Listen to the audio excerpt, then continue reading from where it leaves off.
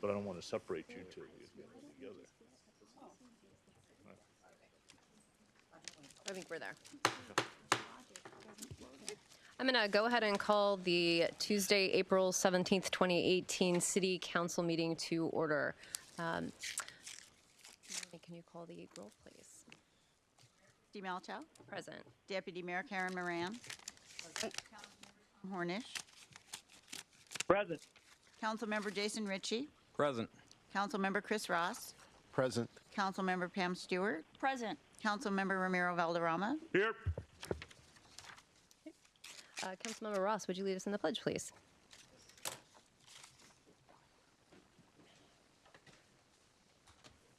I pledge allegiance to the flag of the United States of America and to the republic for which it stands, one nation, under God, indivisible, with liberty and justice for all.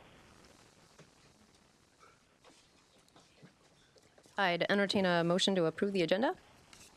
I move to approve the agenda. It's been moved and seconded. Any discussion? Okay, all those in favor say aye. Aye. Aye. Okay, by a vote of 7-0, the agenda passes. Prior to our regularly scheduled public comment, we do have a brief executive session. How long are we thinking? I think 10 minutes. I apologize. I know there's usually an expectation that public comment comes first, but we're going to slide in there real quick for about 10 minutes, and we will be back out. Purpose, Your Honor. Oh, thank you. Pursuant to potential property acquisition, pursuant to RCW 42.30.110 1B.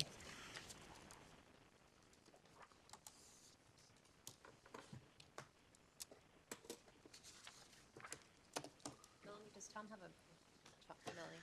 Tom's got to make a call back there.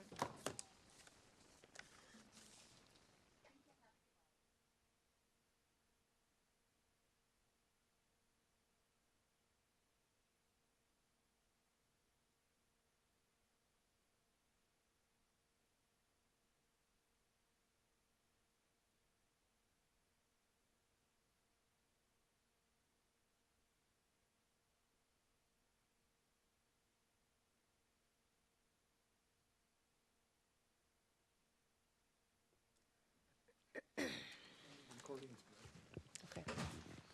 Melanie, do you have Tom back or not? He said he was going to call in. Okay. All right. Well, while he's doing that, we're going to move to public comment. This is an opportunity for the public to address the council. 3-minute limit per person, or 5 minutes if representing the official position of a recognized community organization. If you would like to show a video or PowerPoint, it must be submitted or emailed by 5 p.m. the end of business day to the city clerk, Melanie Anderson, at manderson@sammamish.us. Please be aware that council meetings are videotaped and available to the public. Okay, the first person I have is John Galvin.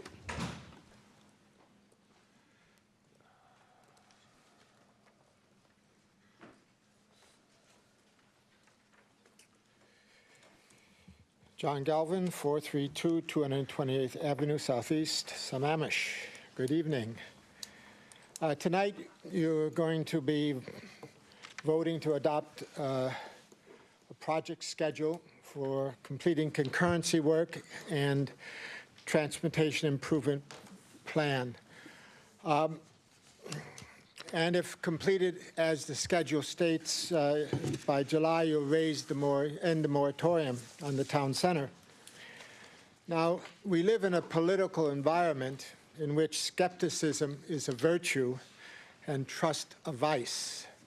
I know the history of moratoria in this city, and not once has the council willingly ended. There had to be a lot of pressure on them to end a series of moratoria that has gone way beyond what is considered an emergency ordinance. Now, a number of you have very publicly stated you support the town center and that you really, really want to complete this work by July and end the moratorium.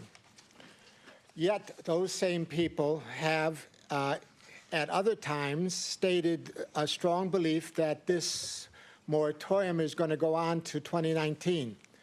So what should we believe? already we have a one-year moratorium. It's undermined confidence in the city council, undermined relationships between landowners who have entered into contracts, the developers who have spent millions of dollars. If you fail to complete work, and I suspect that tonight we're going to start, if not tonight, very soon we'll start to see some efforts to undermine this process. And I want to point that out.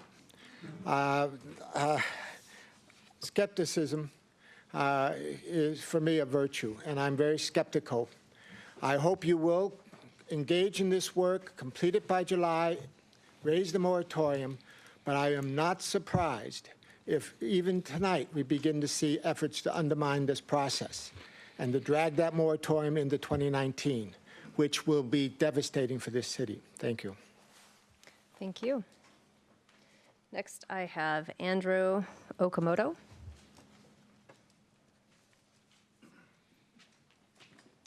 Hello. My name is Andrew Okamoto. I'm an associate at Hillis, Clark, Martin, and Peterson, counsel to STCA. I won't take a lot of time tonight. I just wanted to say that, as many of you know, a few weeks back on March 15th, we launched a website that provided a place for citizen input. And I simply wanted to report that to date, we have had tremendous success in soliciting public comments regarding the town center.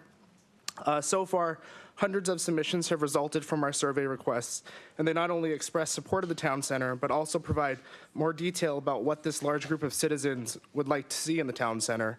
And in the coming weeks, STCA will be providing staff and council a more detailed explanation of the information we have gathered so far. Thank you. Thank you. Next, I have Sharon Steinbus.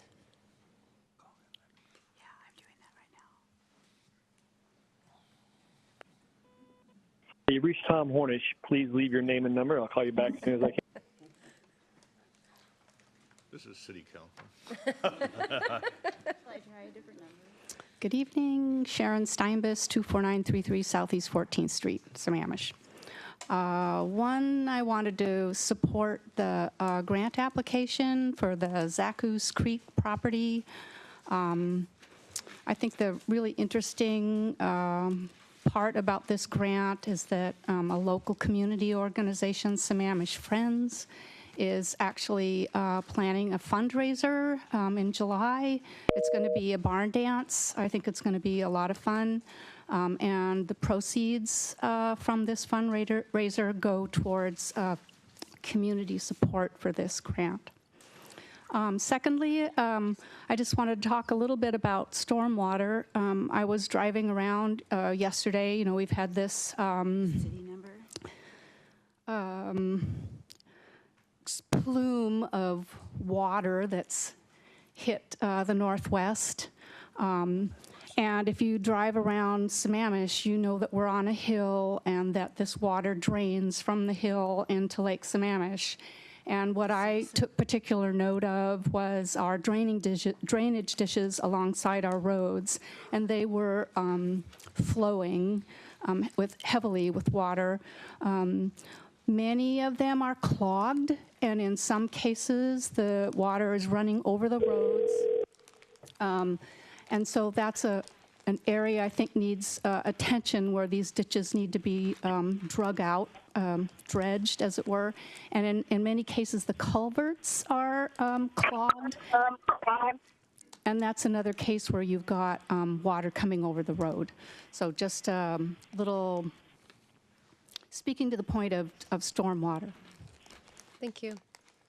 Is there anyone else in the audience that would like to address the council? Please, Mary.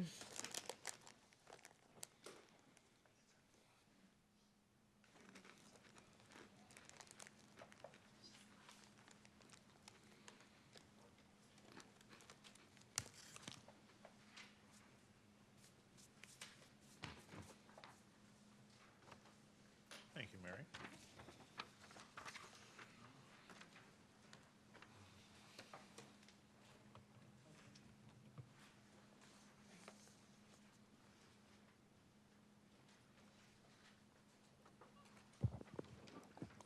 Hello. Good evening. My name is Mary Wichter. I live at 408 208th Avenue Northeast in Sammamish. I wanted to share with you tonight just one page of the King County Surface Water Design Manual from 2016, which has been adopted since January 1st of 2017 for you. As you know, I do a lot of research usually before I talk, and I think this one's particularly important tonight since you're talking about riparian areas and other things. So the title of this is called Drainage Design Beyond Minimum Compliance. And the first thing I learned actually from one of my neighbors is that King County standards are minimum standards. So if you're not meeting King County standards, you're not meeting the minimum. So they need to be used for drainage and drainage facilities. And that if you solely comply just with the minimum standards, it does not provide adequate protection for natural resources, public and private property. And then if you keep looking at that, because aquatic species have even more stronger requirements, things like increases in stream flow velocities are not directly addressed by the King County Manual at all. And it says here, highlighted and underlined, even the most stringent flow control standard, which I believe is flow control level 3, employed by this manual does not prevent increases in runoff volume. And I think you heard Sharon Steinbus just speak to that as well. So the compliance should not be construed as mitigating all probable and significant stormwater impacts, and the additional mitigation may be required. And you've recently had stormwater code amendments come in front of you, and there's been a lot of discussion about thresholds and exemptions and exceptions.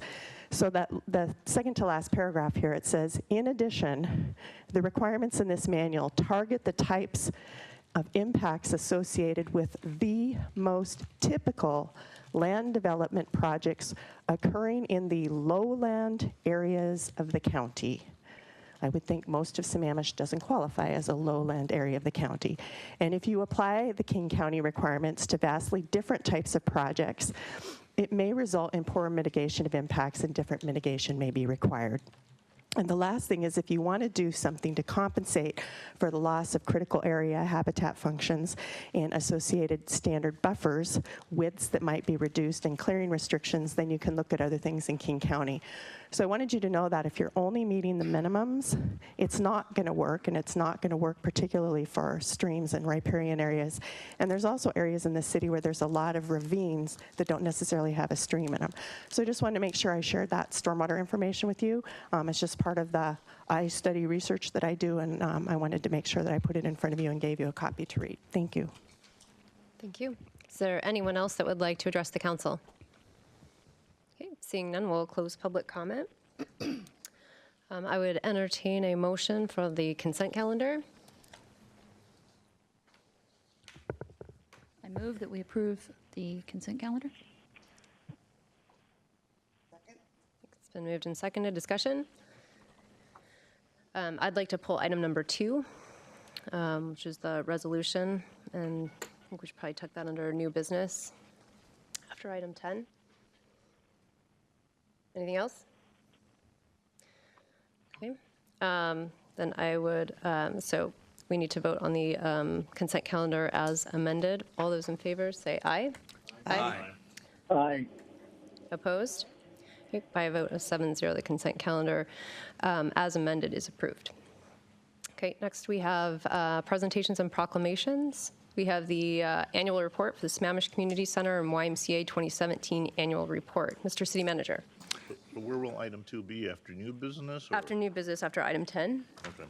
So yes, we'll call that actually after. You want to do it after? I do. I think it makes more sense to do it after. Okay. Yes, we have tonight, we have Dave Mayer from the YMCA, who's going to provide us with the 2017 annual report for the Sammamish Community Center. Dave, welcome. Thank you. Thank you for having us here tonight. Joined behind me as well with some volunteers and staff from the Y as well. I think it's actually quite nice to be here with you tonight.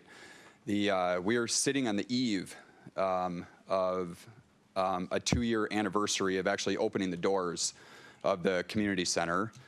Tomorrow is when the public first came into our building, and so this presentation tonight is well timed to be able to celebrate the impact that this building has made. in large part due to the great partnership that we have with all of you and the city staff and the city of Sammamish. And so I'm looking forward to this presentation tonight to be able to describe to you some of the great things that have been happening over the course of the last year, all been made possible by the fact that this visionary partnership has taken place. So I have my cue over there as we kind of switch from slide to slide. I think that, and I know that all of you in your packet have the kind of longer version of the annual report. My goal tonight in the time that I have before we move into any questions is to really kind of take bullet points from those from that longer report to really highlight a few items in each of the different sections that I think really show kind of the impact that the Y's made over the course of the last year. So the way that I'll lay that out for you tonight is we're going to talk a little bit just overall about the scale of of some of the numbers of the programming that we have, really highlight a few things from our youth programming, adult and senior programming, and volunteers, talk a little bit about our social responsibility and fundraising, the partnerships that we formed in the community, and then finish with some financial details. So we're going to start tonight just with some 2017 membership and program participant statistics. I think that at the time of writing this, 5,784 membership units was our number. Today it's 5,825, so we'll keep that updated in real time for you. That is representative of just over 18,000 individuals. So a unit of membership consists of anything from a single adult to a family of unlimited amount of people. That's actually 14% up from last year at this time. And 88% of those membership units are actually from the city of Sammamish. The other percentage, obviously, from Issaquah, Preston, and other surrounding areas in our region. 70% of those membership units are families, which is probably not shocking to anyone around the table. And last year, we checked in over 500,000 people into the facility, which is just an astronomical number. As you kind of work through it, you can see the different numbers, people that participated in our group wellness classes. Kids Zone, for those of you that are not familiar, as part of your Y membership, you actually have the opportunity to have your kids be with us for 2 hours a day with our staff in what we call Kid Zone, which is the opportunity for kids to be able to be in a safe and fun place where their parents are working out, taking a class, sometimes just relaxing in the chairs and checking Facebook until their 2 hours is up. But last year, 82,514 kids checked into that Kid Zone area. Over 800 youth and adults learned to swim each month in our swim lesson program. Almost 3,000 kids participated in our summer programs. And one of the really cool things that was created by this partnership, 17,280 people participated in our Sunday community swim. So from 2:30 to 5:30 every Sunday, the pool is open for everybody in the community for no cost. And 80% of the people that come into that Sunday community swim are non-members of the Y, which is pretty cool. I think that the original design for being able to have that community swim was, are there people that want to be able to just use this for that pool aspect without having that monthly membership? And so to be able to see that play out on that Sunday from 2:30 to 5:30 has been something that's been pretty great to see. Over $160,000 of membership scholarship was reported, and I think it's important to note that we, and I'll highlight this in our fundraising later, the fundraising dollars that we do on an annual basis actually go towards youth programming and family programming and program support. So the additional $162,000 of membership scholarship does not come from our fundraising efforts. That's just part of our operations as we work with each family in the community to be able to find a rate that's going to be most appropriate for them to be able to give them access to the facility. Just recently, out here on the plaza, we held our extravaganza event. And last year, between extravaganza and the Boo Bash that we had in October, 8,500 community members participated in those programs in our weekly family nights. And then one of the cool things that we've been doing, obviously a lot of the local schools have their auctions for PTSA and things like that, and so we're able to give 3-month family memberships as part of those silent auction events on a yearly basis to all the different schools. And so last year we did over 30 of those. And then the community meeting rooms have been something that's been really cool. Everything from HOA meetings to Boy Scouts, Girl Scouts, soccer teams, little leagues, knitting clubs. It's amazing to be able to see the different groups that come together in our community to be able to use those spaces, to be able to have another gathering place to be able to have those meetings.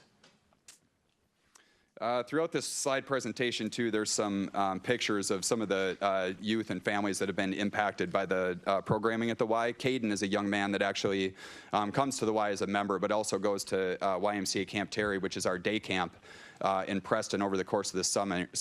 Caden's actually on the autism spectrum and has found that that Camp Terry is a really cool place for him to be able to go connect with friends, be outside, be active, and find a great place. So being able to work with his family to be able to get him and his family access to Camp Terry and the rest of our programming has been a neat thing for Caden. All right, out of that longer highlight, there's 3 things that I want to highlight out of our youth programming this year. The first one is the growth of our after-school Kids University program, mostly in the Lake Washington School District. And so we have, over the course of the last year, added 3 new after-school programs in addition to Margaret Mead and the kids that we were serving through the Issaquah School District at the Y. We are now also serving kids after school at Samantha Smith, Krista McAuliffe, and Elizabeth Blackwell elementary schools after school. And next year, obviously, with the change in times, we'll also be serving them before school as their start times have changed. So I think that one of the cool things has been able to take the programs that are happening inside the Y and then really kind of bringing them out into the community. And so the before and after school programs is something that's really been exciting about that. Play Every Day is another expansion program that we've really focused on in the youth program highlights of 2017. So Play Every Day is a program where we send staff to the local elementary and middle schools, and the staff facilitate games during recess at the different schools. And so the idea around this is that we're looking at kids that are maybe hanging out on the wall, maybe hanging out on the picnic tables, and not being as active as the kids that are normally playing their games and things. And so we're introducing new games to them, introducing new healthy activities to them, so we have more kids at recess using that time for physical and active play. And so we have expanded that program, and I think now we're in double digits of schools in the Sammamish area where we're sending staff multiple times a week to be able to hang out with the kids during recess during school, both at elementary schools and middle schools. And then I think one of the really cool things is that one of the base programming points of the Sammamish YMCA prior to even being in this beautiful facility here was the teen leadership programs. And I think that we've seen nothing but growth in those programs over the course of the time that we've been open. We have a teen leadership board, but out of that teen leadership board, we've actually created small clubs. And those clubs are then going out and getting other kids that are not on the teen leadership board to be active in those different programs. So I'll use Outdoor Club as an example. On our teen leadership board, we have 2 or 3 kids that are really connected with being outdoors. And so they formed a club, and then they go outside to get other teens that are interested in being in the outdoors to be in that club as well. That group then gets on Y buses, goes climbing, goes hiking, goes kayaking, goes mountain biking, and they have the opportunity to really spend that time together. We also have a program called Earth Service Corps, which is now taking place at 6 of our local middle and high schools, where kids are learning leadership skills through environmental stewardship. And so this is everything from East Lake High School, where that group is in charge of their composting program, to Pine Lake Middle School, where they are in charge of really making sure that they're working with invasive species and things in that area. So each one of those groups kind of chooses their own path of what they want to focus on. So over the course of the last year, the thing that we've really focused on, even though I was highlighting that 70% family membership base before is our adult and senior programming. I've had a couple of really interesting conversations this year that have really kind of put us into motion to really kind of grow and expand these types of programs. I met with a gentleman who had actually contacted a couple of folks at the city that was looking to see how senior programming in the city was happening. And I ended up meeting with him. The thing that he was really kind of interested most about was photography. And we were kind of going through a process, and he's asking questions about, oh, you know, wouldn't it be great if we had a photography club here at the Y? And I said, I also think it would be great if we had a photography club at the Y, and maybe are you interested in being the volunteer to run that? And he's like, yes, I would. So for those that know Michael O'Connell, he's a great person in the community and now is running a consistent photography club that on every other week basis has 20 or 30 people come. They're going on field trips to be able to take pictures of eagles. They were up here during extravaganza volunteering to take photos of the kids and the families. And so I think that the limitation of programming that we can have at the Y, whether it's youth or families, is only limited by people's creativity. If we can have a conversation with somebody and there's programming that makes sense, we want to be able to have that conversation with them to be able to see how that can integrate into our spaces, to be able to build more programming for people to enjoy the things that they really want to enjoy. So photography club being one instance, one example of how that's worked, but that's happened with many other ways with our game club that's really in partnership with Sammamish Friends, our knitting clubs, and a lot of our other senior activities. We've also forged a partnership with REI, which has been pretty cool.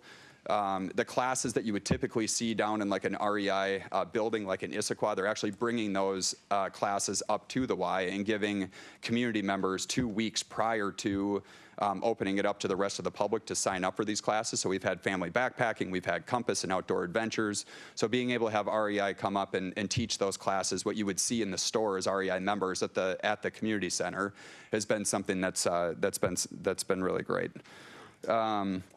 We have really advanced our field trips. We're doing multiple field trips a month for our active older adults, either hiking or going to a local museum or other fun activity. We have chronic disease prevention programs that include diabetes prevention, pedaling for Parkinson's, where folks are getting on bikes and really taking away some of the issues that they have with Parkinson's. We've worked with the city to participate in Welcoming Week last year and looking forward to being able to do that again this year. And then one of the newest things is we forged a relationship with Central Washington where we have a sublease of the gym space in that Central Washington campus to be able to continue to do more programming. So it added 7,000 square feet for us to be able to do more adult badminton, adult basketball, youth sports, senior programming, and a great drop-off and pickup location for our full day no school days and summer camp programs. Jorge is one of the youth that we have at our Highland Gardens program. So we run a free after-school program at the Highland Gardens apartment complex for all the kids that live in the complex. We have a great staff, Dana, who is there every day to be able to interact with the kids and do great enriching activities on a daily basis. And Jorge has really improved his academic skills and his self-confidence since the time that the Y has been there. One of the unique things about the program is that Dana is actually the staff that's there, but the rest of the folks that work with the kids are actually high school volunteers. And so that's part of our teen leadership program where the teen leaders are going out and mentoring the young kids that are at that apartment complex. So hoping to grow programs like that in the future. All right, our volunteer program last year, as you can see, there are 1,683 people served over 15,000 hours of volunteer time. This is everything from folding towels, welcoming people onto the pool deck, welcoming people into group exercise classes, to people that are doing more long-term like internship projects and things like that with us, where they're really ingrained into a program. Togetherhood is a new program that we have where we actually bring Y participants together. Let's say that everybody goes to a boot camp and you create this community. The people in that boot camp may come together and say, hey, we want to go out and help at the food bank. And so it's groups of people at the Y going then out into the community and volunteering for things in the community rather than just volunteering at the Y. So putting together more of those Togetherhood projects. And then our board has really grown over the last year as well. We have 26 board members from a variety of different organizations, businesses and community leaders that we have in the community that can really lend a voice and understand the gaps and resources that we have in the community to be able to look at how we do more and better programming. Alora is our staff person that actually is working with us to do mental health at the Y. One of the gaps that we found at the as we were going around and talking to community members was that we needed more folks to be able to help with mental health. And so Alora is our staff person now that is at the Y doing mental health work, facilitating small groups. She actually just was down at the branch right now doing a stress and anxiety workshop with youth. And so a variety of things from one-on-one counseling to group facilitation and See Nothing and forging great relationships with other community partners like the Friends of Youth and Youth Eastside Services and the different organizations that are already doing this great work in this community as well. So being able to be a part of helping with the work that's going on in mental health in this community is something that we're really excited about.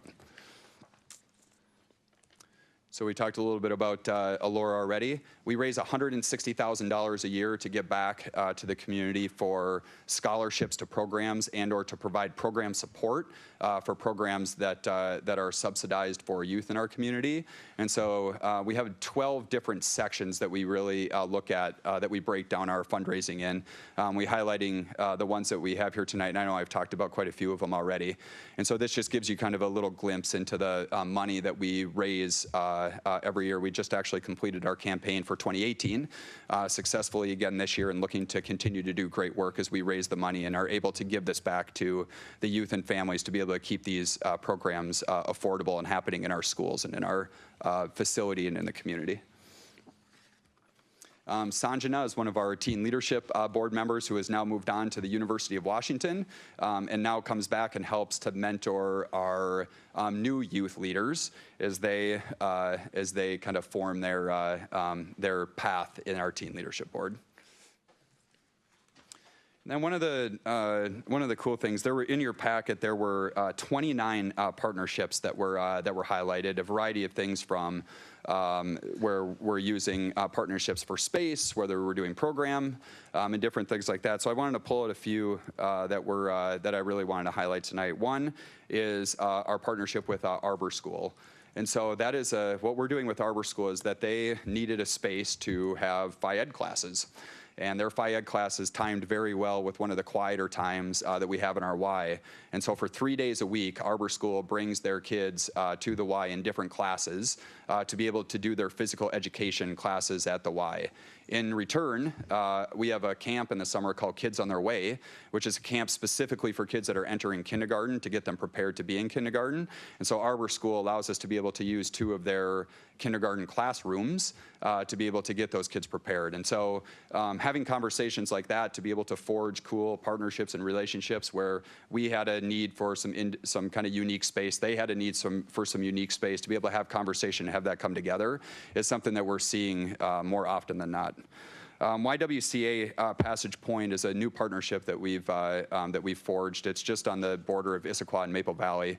But if you're not familiar with YWCA Passage Point, it's the YWCA that's actually bringing together kids back with their parents that were incarcerated.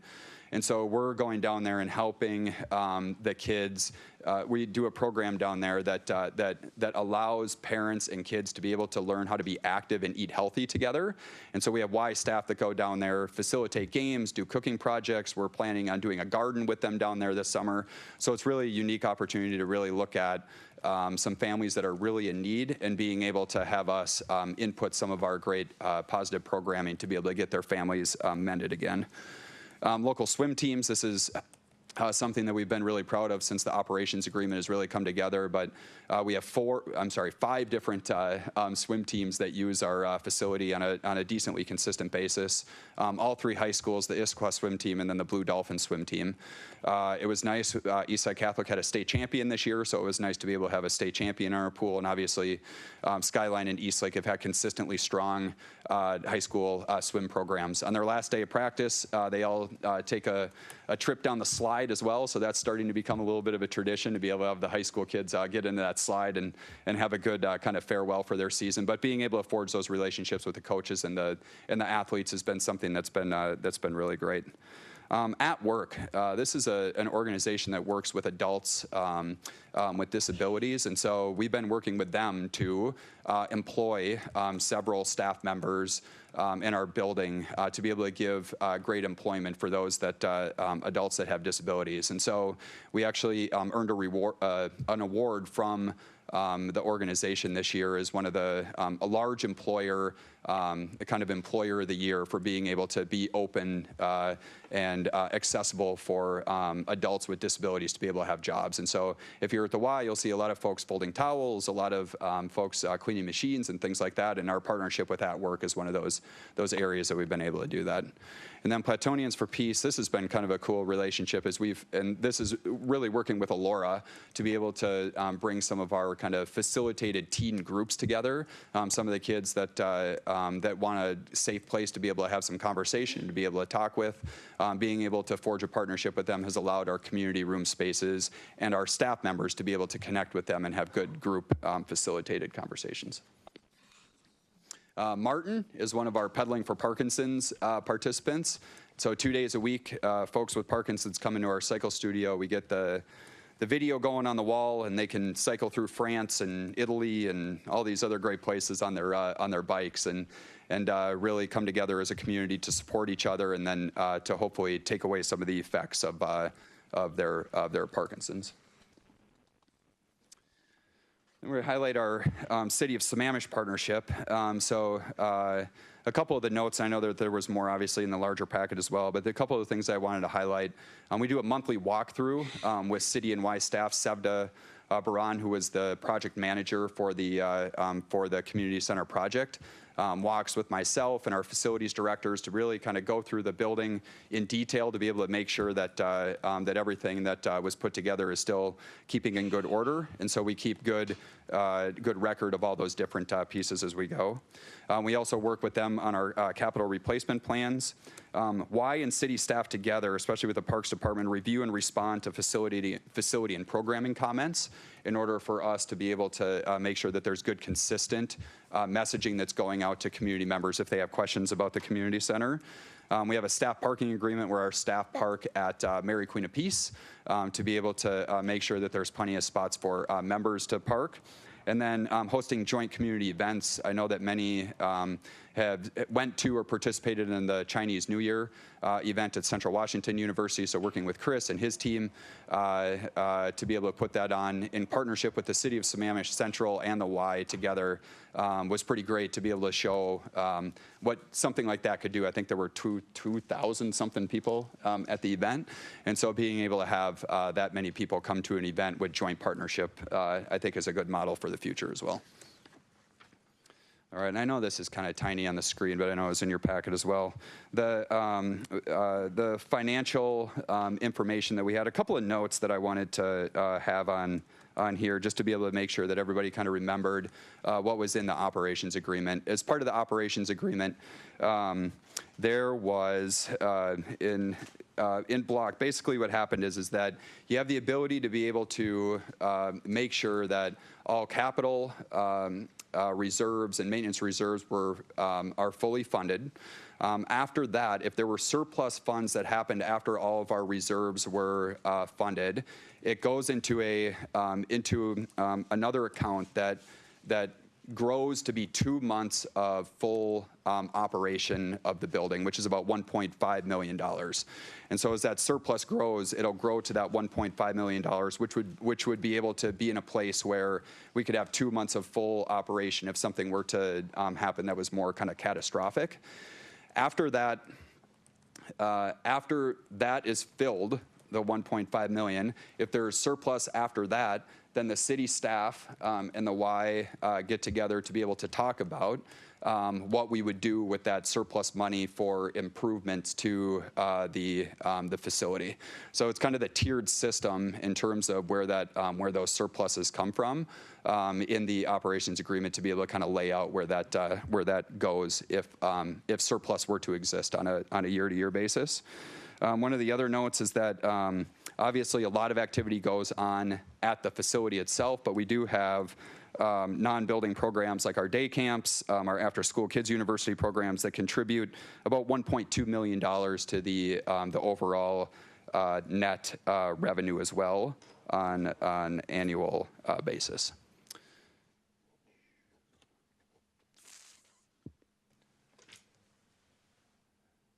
Thank you. I know that was a lot of information. Okay, I've got some questions up Yeah, here. please. So let's see. Councilmember Ross. Yeah, thank you for the presentation. Yeah, no problem. I want to start with finance so we can talk about the fun stuff next, all Yeah. the great programs. I just want to gain a general understanding. If we could put that slide back up. Yeah, sorry it's small on that screen too. So you talked about the reserves, and, Yep. and your target is for 2 months of operational expenditures, which equates to 1.5 million. Yeah, it's just under that, yeah. Right. Yep. 1.455. Yep. And once you achieve that, you got the surplus of 40,000. Nope. So we're not to the one That's what point. your surplus We're not is. to the 1.455 yet. So we're only 40,000 of the 1.45. Nope. You're 241,000. So each year, the surplus down at the bottom will add up to that 1.455. So if you see at the bottom for 2016 where it's 201, and then the bottom so that is an account that exists for Sammamish Okay. that will then continue to accumulate that surplus to that 1.455. So how many years do we, per the agreement, do you have to accumulate the 1.455 or 2 months of operational expenditures? There's no time limit in that area. It's just when it hits to that cap, then we get to the spot where we would go enter into that third tier, whereas we would be having that conversation to be able to say, if there's that surplus, what would we do with that surplus from there? Okay. But until that time, we would just build to that 1.455. Okay, so we're at 240 after a year and partial year. Yeah. We're 241,000 towards the 1.455, and we'll Correct. keep accruing every year and building on that. Correct. And then once we achieve that, then we may have surpluses that we can share, make decisions together, and what to do with that money. Excess. Correct. However, to that, this is after the capital reserves have already been funded. So in Right, terms of like if exactly. you're, yeah. I got it. Yep. So then it leads me to the second question. I'm curious, what's the depreciation for, the city owns the building, the land, well, land's not depreciable, but the building, even if you consider your $5 million contribution as a tenant improvement, that would typically be amortized over the life of the lease, which is 25 years before the second option of 25 years. Right. That'd be equivalent of 200,000 a year at most, and you're showing 1 million for 1 year. Can you help me with that, understanding that? We'll go. Yeah, we actually have one of our finance people here tonight, Thank so you. I appreciate that question. So.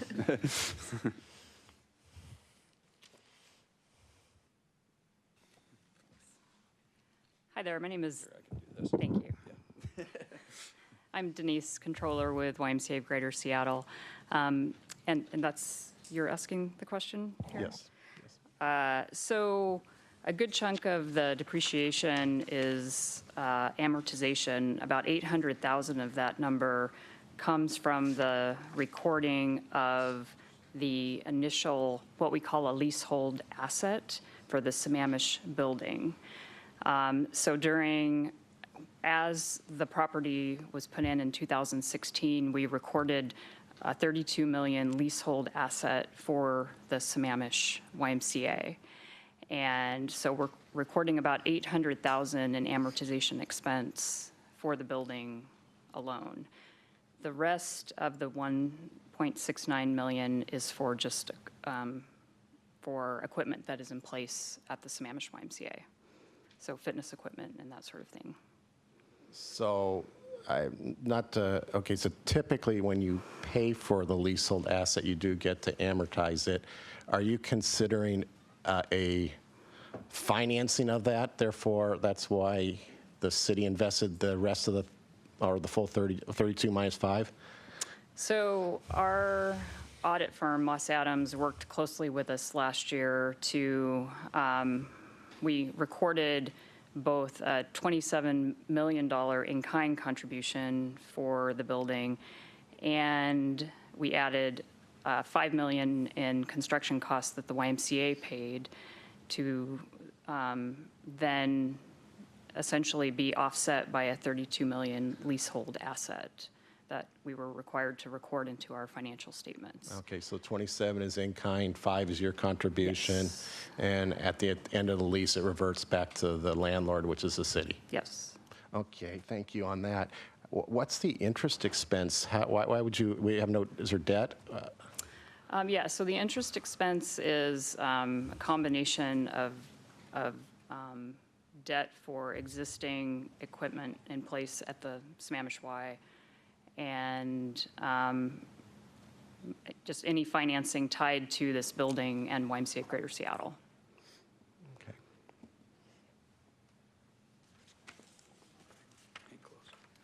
Okay. Yeah.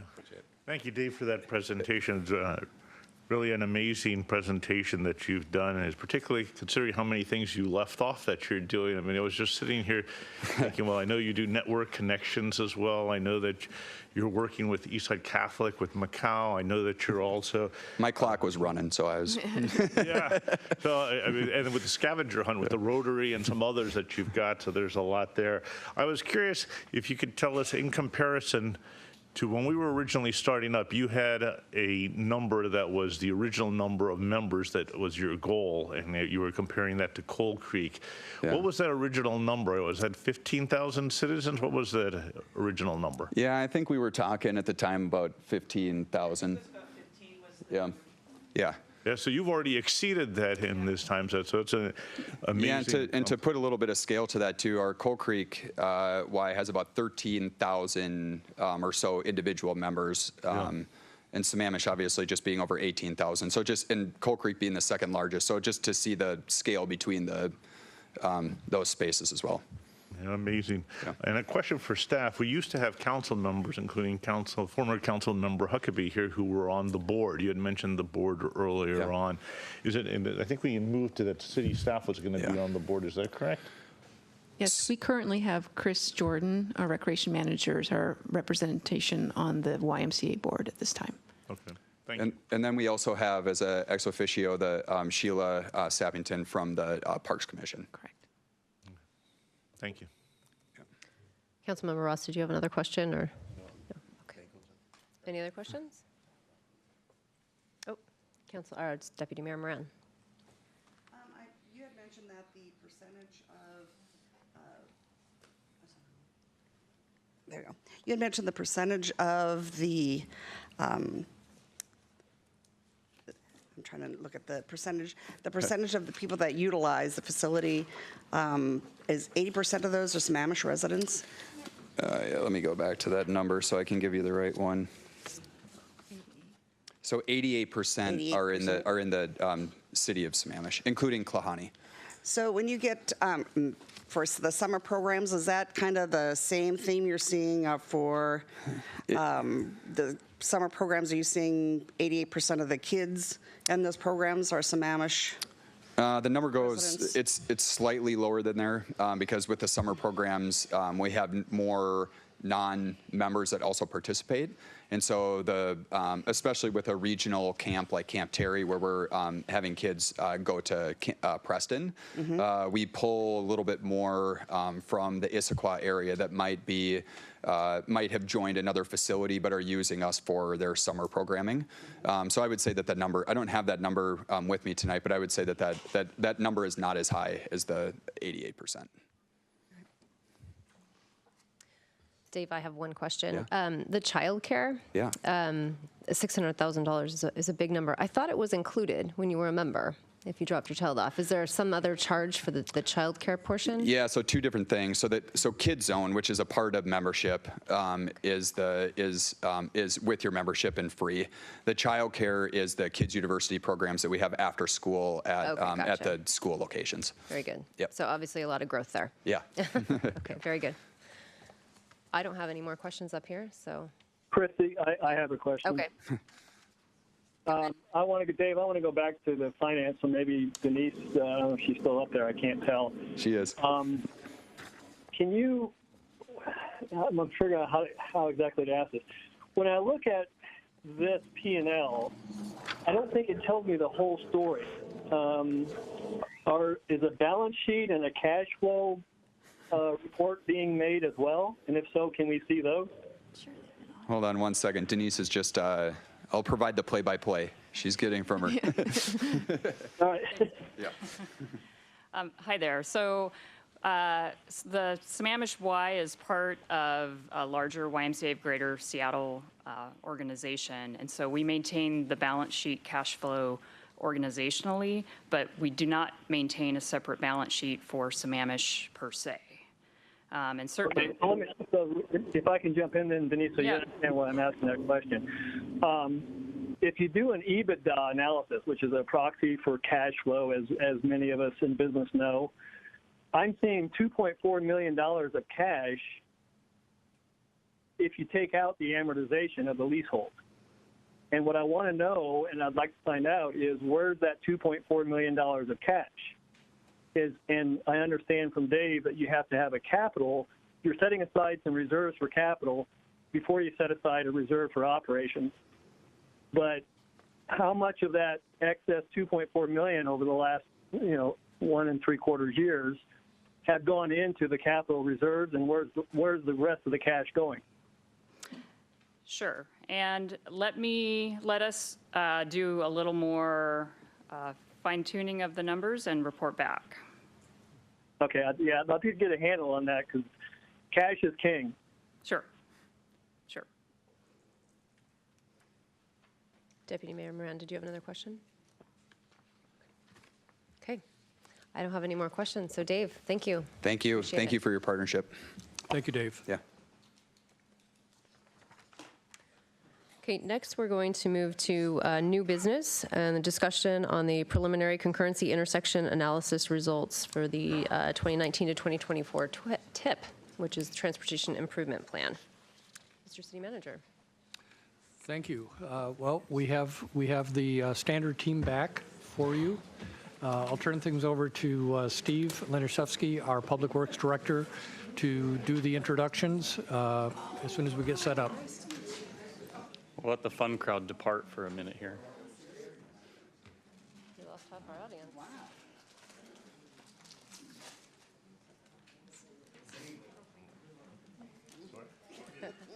You were supposed to do it right in front of the microphone.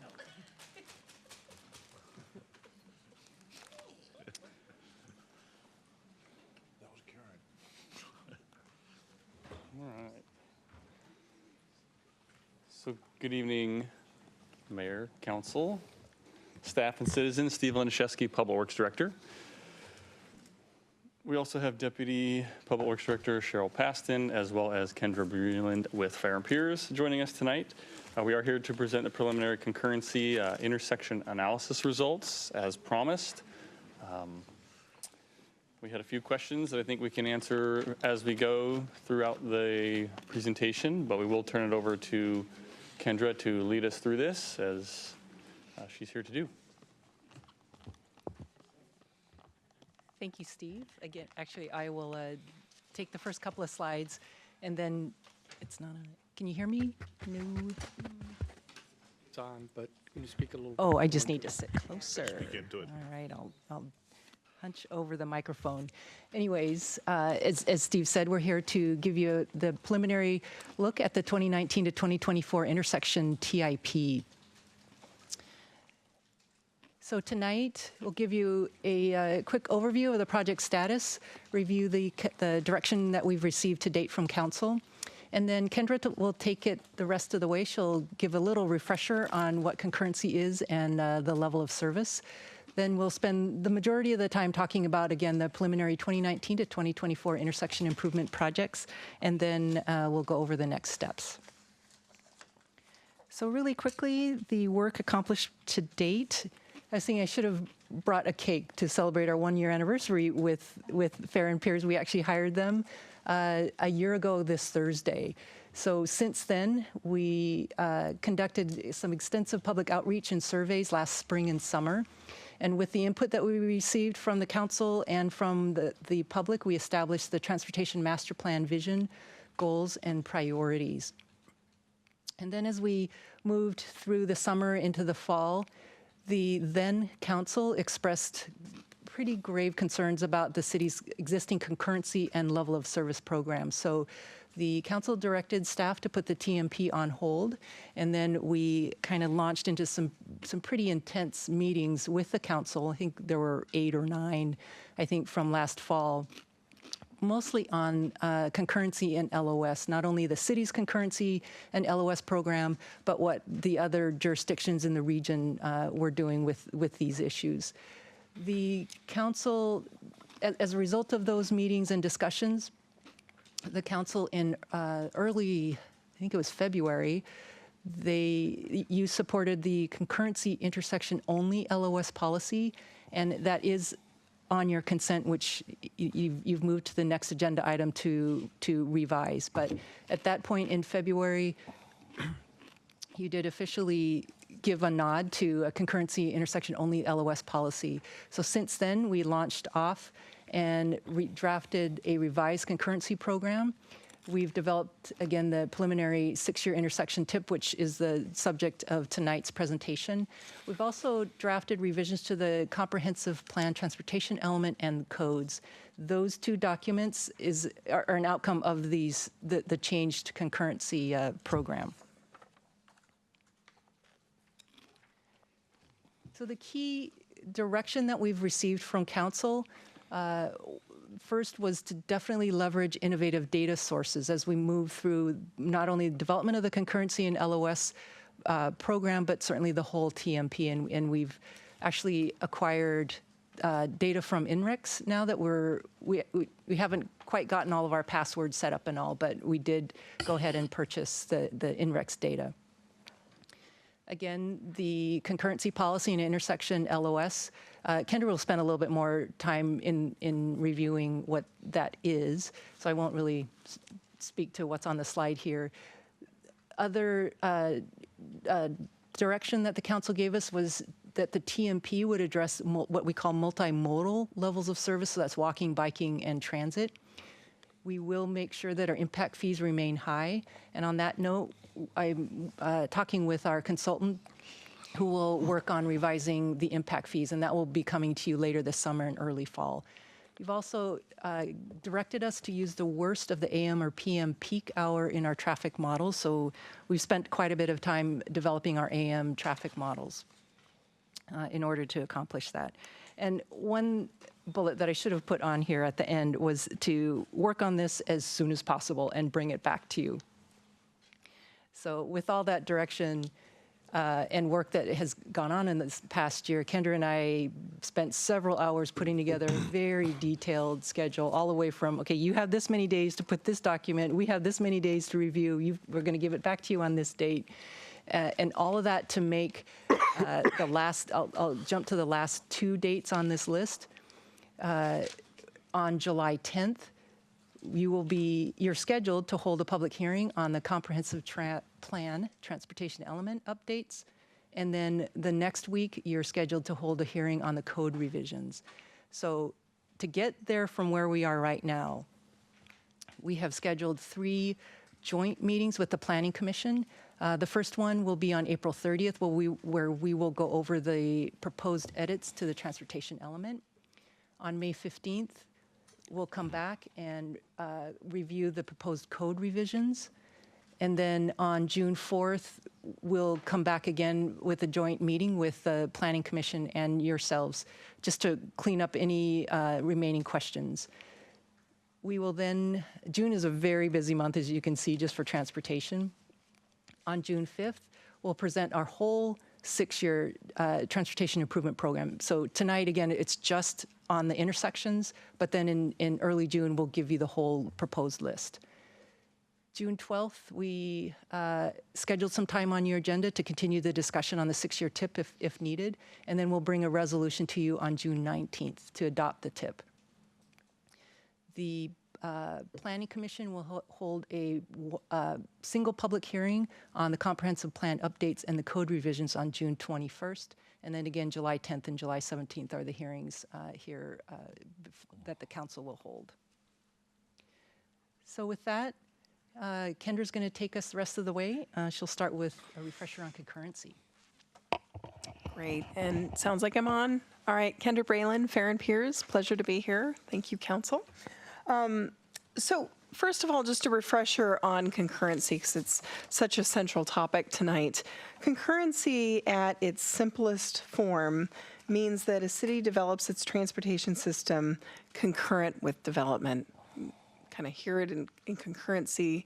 The word concurrent is very important. This is a state requirement. It came about with the Growth Management Act. And essentially, the Growth Management Act says that communities must have transportation improvements or strategies in place to accommodate development concurrent with land development. And state law does provide a little wiggle room in terms of what does concurrent mean.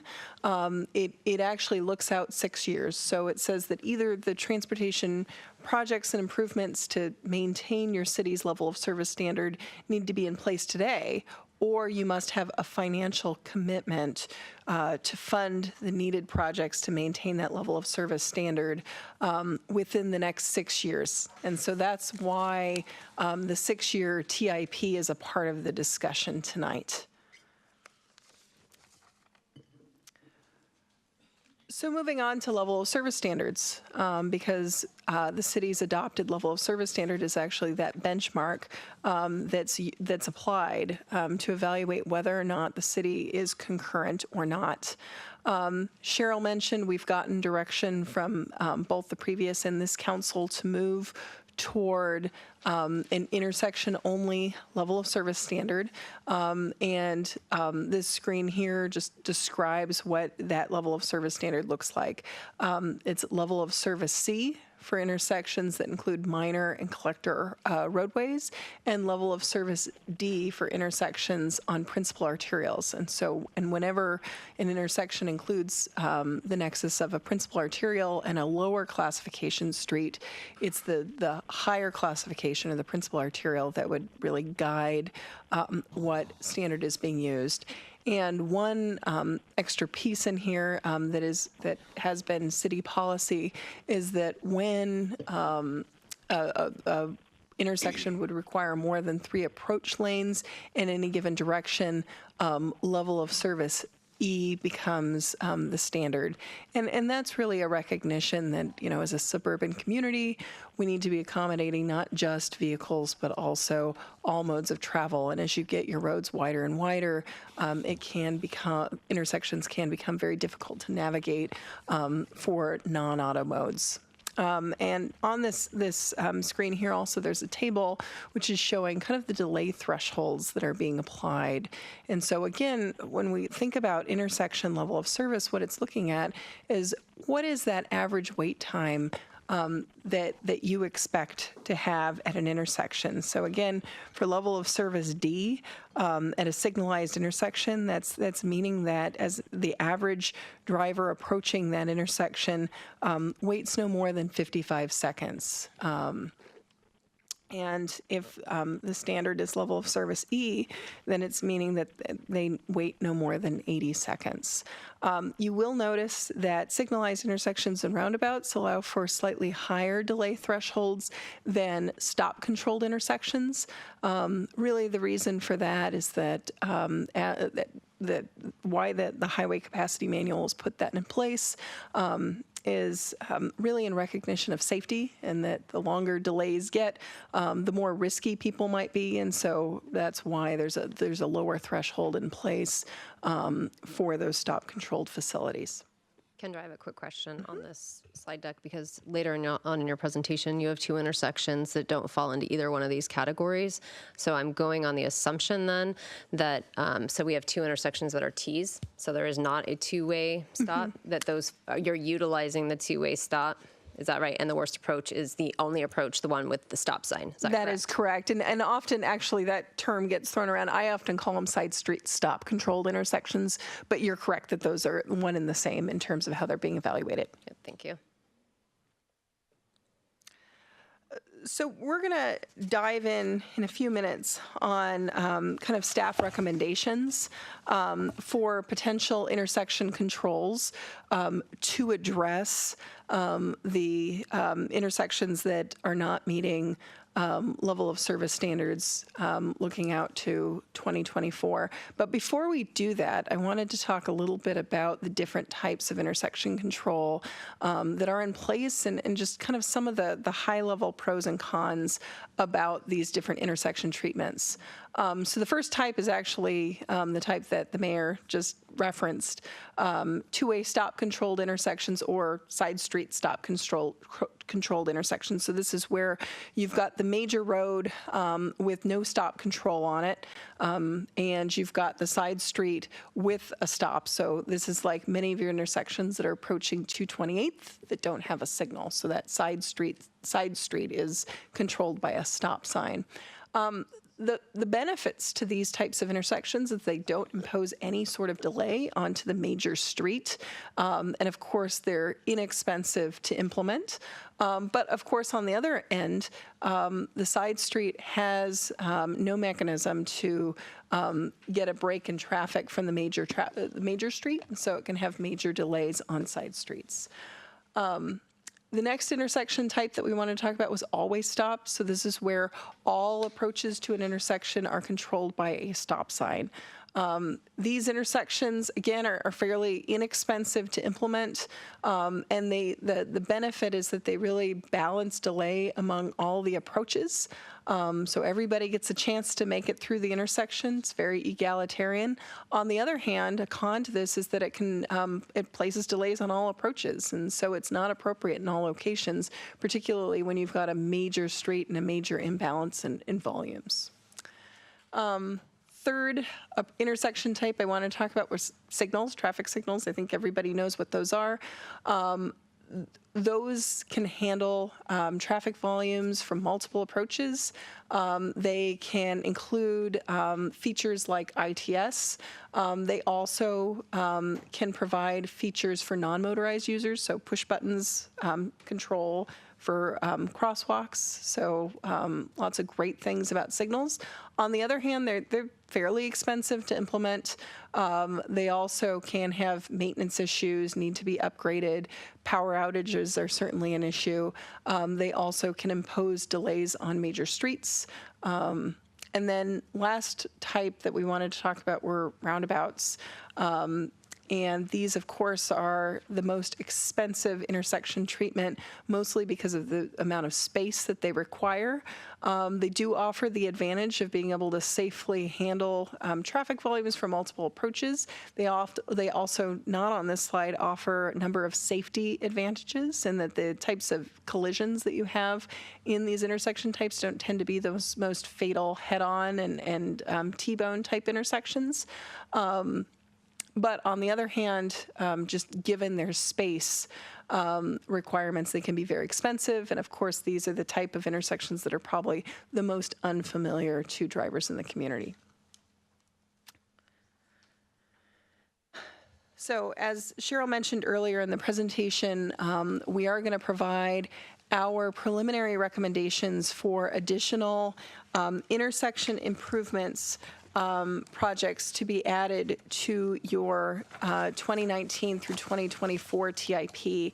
And I think before I dive in there, a very important point that Cheryl made that I wanted to reiterate is that when we present these projects, this is not everything that will be on your TIP. These are the additional projects that are necessitated by... Can you repeat that? I'm sorry. Pardon? Can you repeat that? You were dying out on me. Okay. I think an important point that Cheryl made is that what we're presenting tonight is not the totality of your TIP.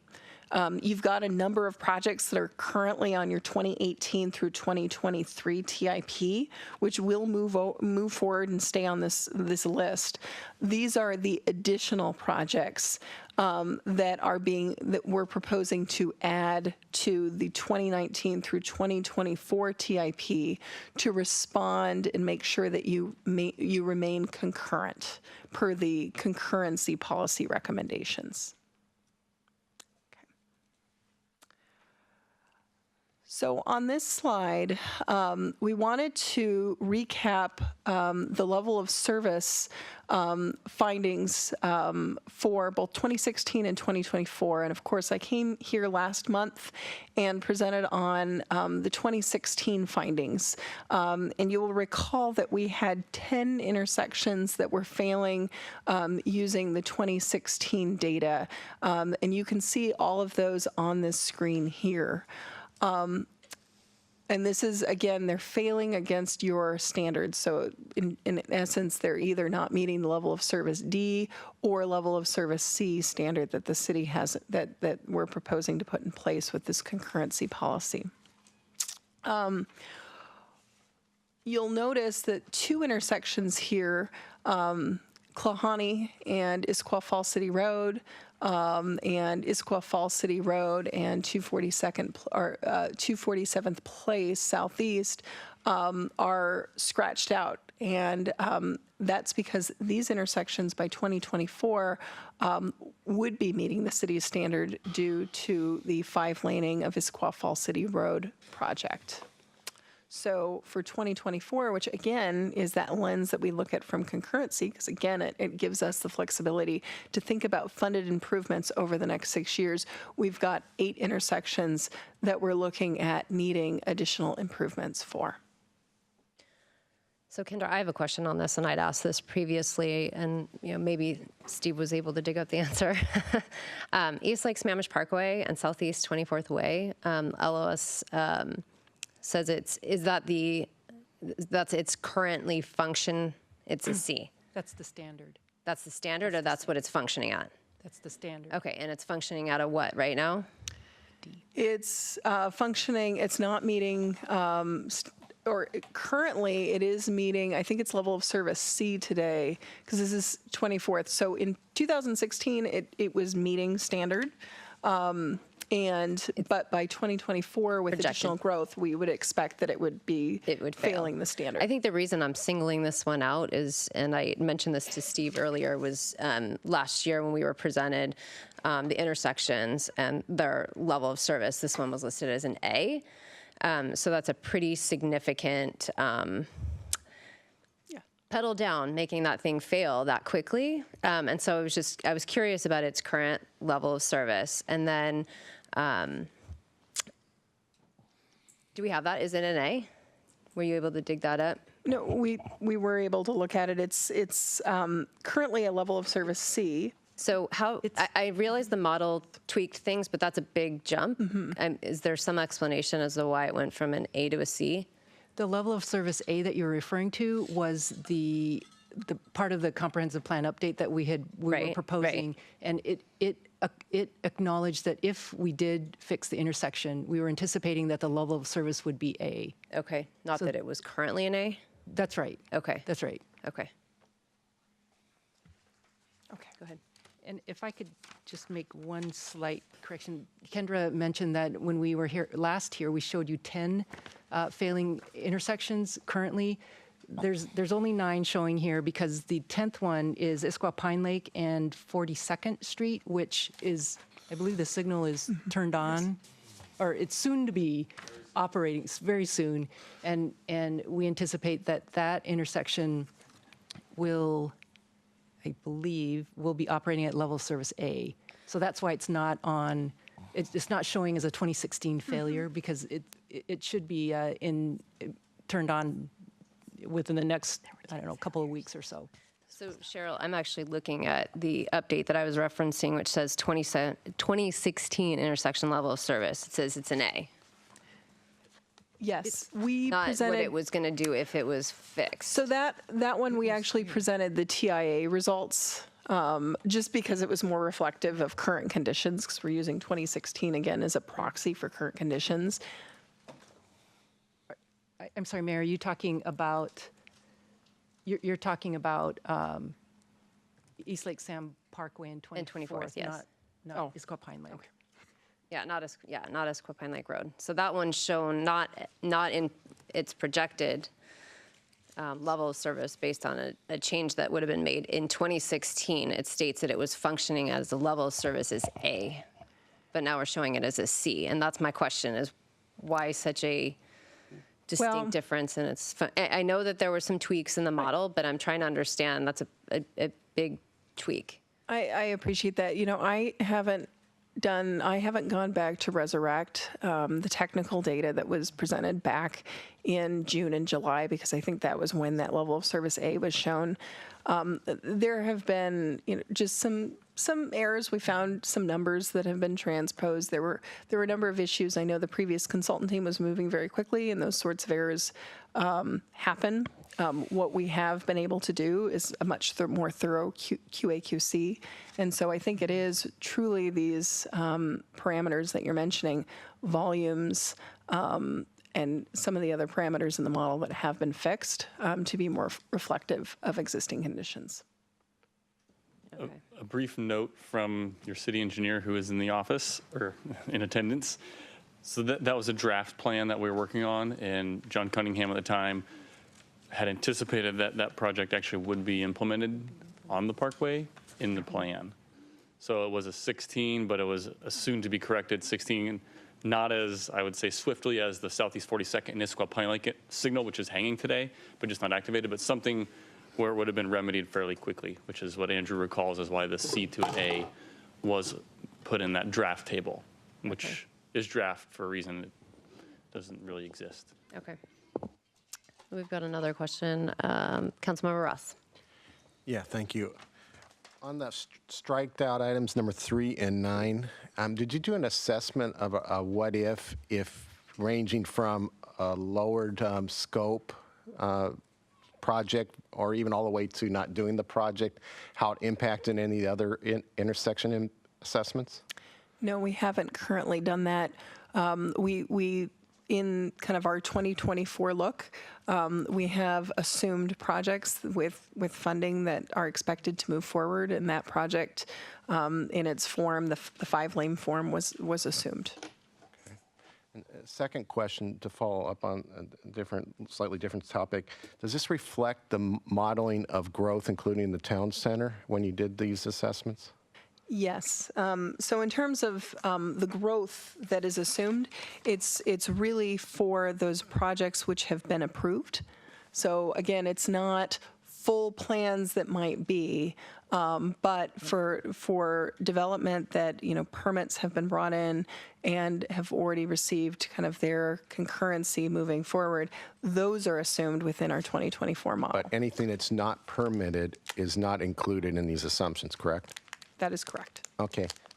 And we have a June 19th where we're going to do a resolution on the TIP. Are we going to be able to get all of those growth assumptions in our concurrency measurements so we can do a accurate assessment of the impacts on our intersections and our roads? I'll need you to rephrase that question. I'm not sure that I'm fully following you. So I coming to June 19th, I would like to make a decision based on facts and data, both currently permitted and expected or projected growth. And it also helps us as we measure the scope, mix, and density of growth that we have adequate measurement and then pattern our TIP decisions after that. Going to TIP before you do that measurement sounds backwards. So what we will have, in terms of thinking about 2024 and assessments for that type of concurrency assessment, it's typical to be looking at pipeline development, so that development that's expected to be in place by 2024. If you're talking about the full build-out of comp plan, of the town center, and I'm not sure, is that your question, is you're interested on the full build-out of town center and how that would be impacting intersections? Correct. Well, partly because we'd be whack-a-mole all the time. If we're going to add to a surge in this road, then our development on the intersection, putting a stoplight here may not be an effective investment. So we've got to be very careful that we are more visionary than stair-stepping our planning.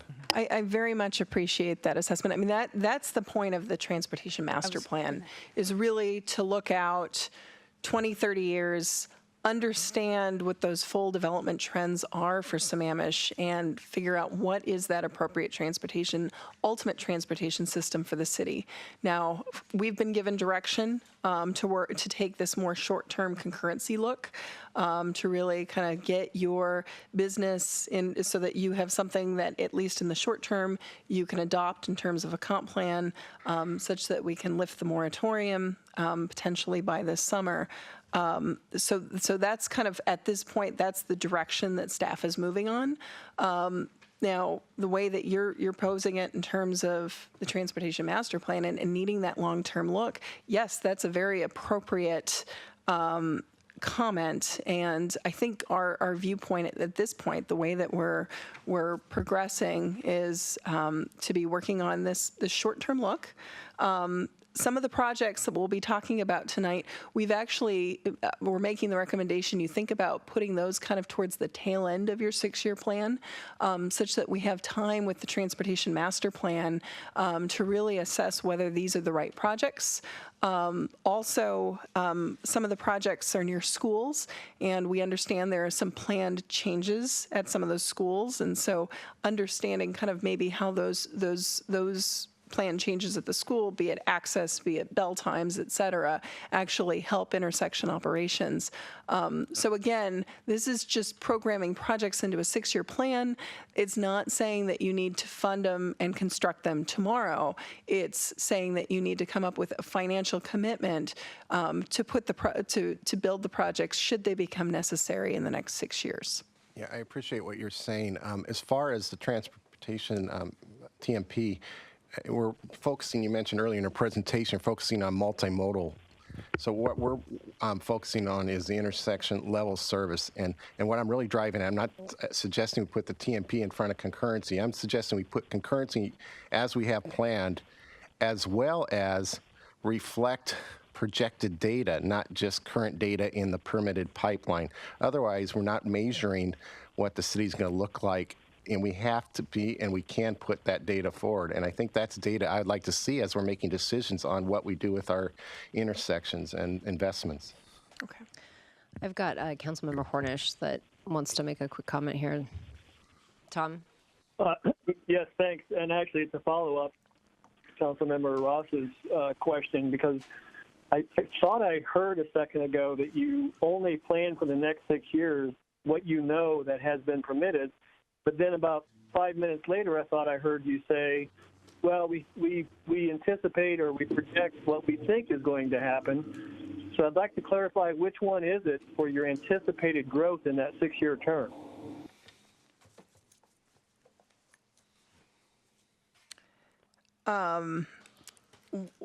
In terms of when I talked about anticipated growth within this 2024 horizon, this is the development that we would anticipate. This is the traffic volumes that we would anticipate to be in place on these facilities by 2024. But based on what assumptions of development being made? With only those permitted, or those that you kind of foresee, like Councilmember Ross was saying, on the horizon?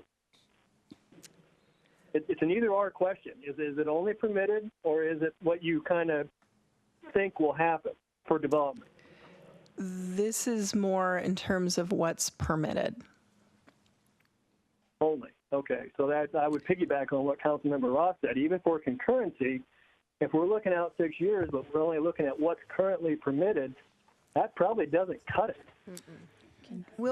Actually, could I interject something? When we run the concurrency model, people either pass or fail concurrency, and at that point in time that they do not meet concurrency, then they do not get to advance their project, and or they have to make mitigations to clear the failure. So I think we actually, to some extent, are being consistent in that when we run the concurrency model, we can project the failures that we do see, and tell you where we are in that model, or that what threshold we have, or what capacity we've got over and above. We could do that by intersection, I believe, but the concurrency actually runs. The test is either a pass-fail, at which time then it's a go or no go. So we Actually, that makes sense, Lyman. That makes sense. I can understand that. Okay, thank you. Councilmember Stewart. Yeah, so I just want to come back. So if I recall, when we were making the decision whether to move forward with the Transportation Master Plan first or with concurrency first, we had this very conversation, which is if we want the development of a full-on transportation system for our city, making assumptions around future projects that are not yet in the pipeline, then that's the Transportation Master Plan. So I believe in the correct me here, Kendra, if I'm wrong, but in the presentation where you talk about the Transportation Master Plan will address multimodal, that's not the only thing it will address. What you're saying is that these concurrency projects don't address multimodal. They're only addressing, this list right here is only addressing intersections for automobiles. And that the Transportation Master Plan is where we would actually do what we really need to do, which is create a transportation system, which would include transit, which is still automobiles, right? But it would say, hey, if we get this transit, then we can take X number of cars off the road, and that's going to have positive impacts and all of that kind of planning. Correct. We made the decision as a council that we were not going to do that right now, that we wanted a short-term move forward to add additional intersections, right, and address the concurrency, and that we were going to push the Transportation Master Plan out beyond our budget planning cycle. And so I agree, we need that forward-looking planning, and we need that as soon as possible, but we voted against that a couple months ago, if I recall. Yeah? And if I may, I will agree with that. I was having a sidebar with Steve Lenishevsky, and he did remind me that there is some background assumption of growth that is cooked into that 2024 model. It does include some growth from neighboring cities, and it does include some background growth, ambient growth in Sammamish. So if you want to add any more to that, Steve. Not going too deep into transportation analysis zones, TAZs as they're known, but our city has over 200 little zones that we do try to make an assessment of what we expect growth-wise, which is all inserted into the model. So with that said, there is some background. We do anticipate when we have larger clients like STCA, trying to ferret out where we think they will be in 6 years. And if they say, you know what, we think we'll have 100 units up or 1,000 units up or whatever the number is, we will project that through the model on an implicit basis, but they do not expect many at this point to be born in the next 6-year period.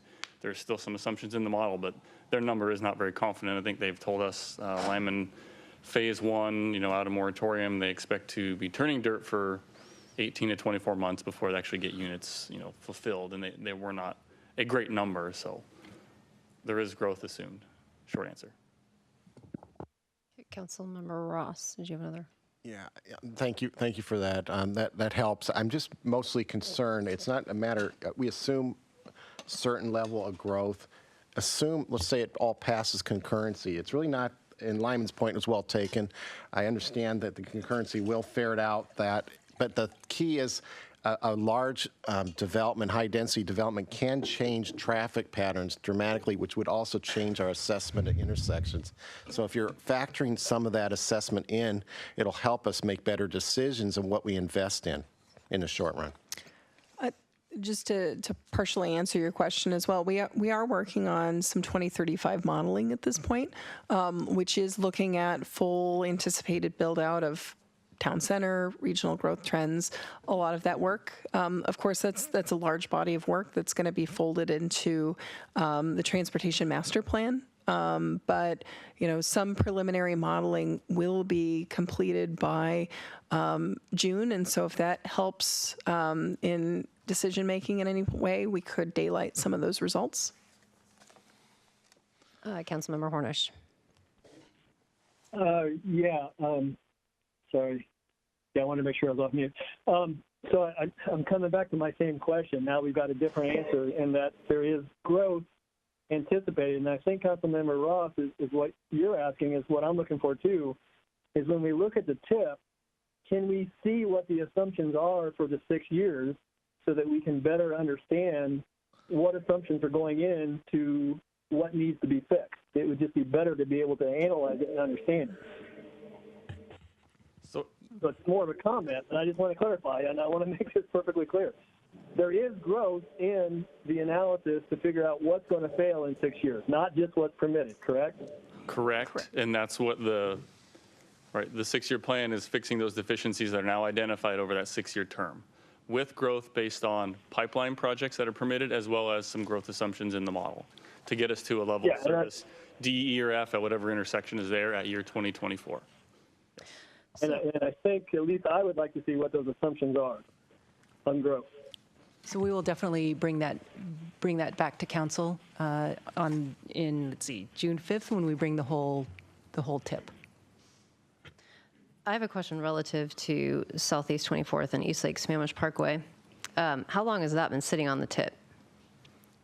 Because you're projecting it to fail within 6 years, but it's been sitting on the tip for quite some time. I thought we took it off the tip. It is currently on the tip, but it is not funded.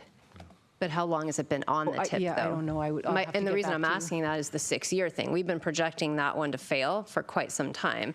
And in a 2013 memo from our then Public Works Director, it was identified as potential failure because of town center specifically. And so that's why I'm asking about that particular intersection as one being identified that's going to fail in anticipation of development that's going in. So that talks at least a little bit to what's baked into the model as far as growth. But I'm just wondering how long that one in particular has been sitting on the tip for. I think Steve is looking right now. And it was on it in 13. And that's the year of the memo that I read that it was identified as a projected failure. Yeah, East Lake Sammamish Parkway in 24th.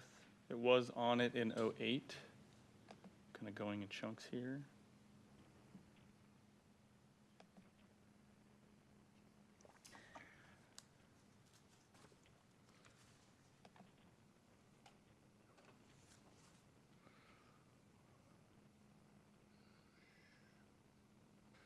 And 06.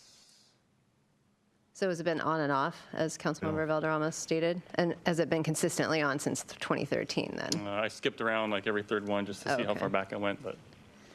I know it was off on like 2012, 2013, 14 was off. It was taken off.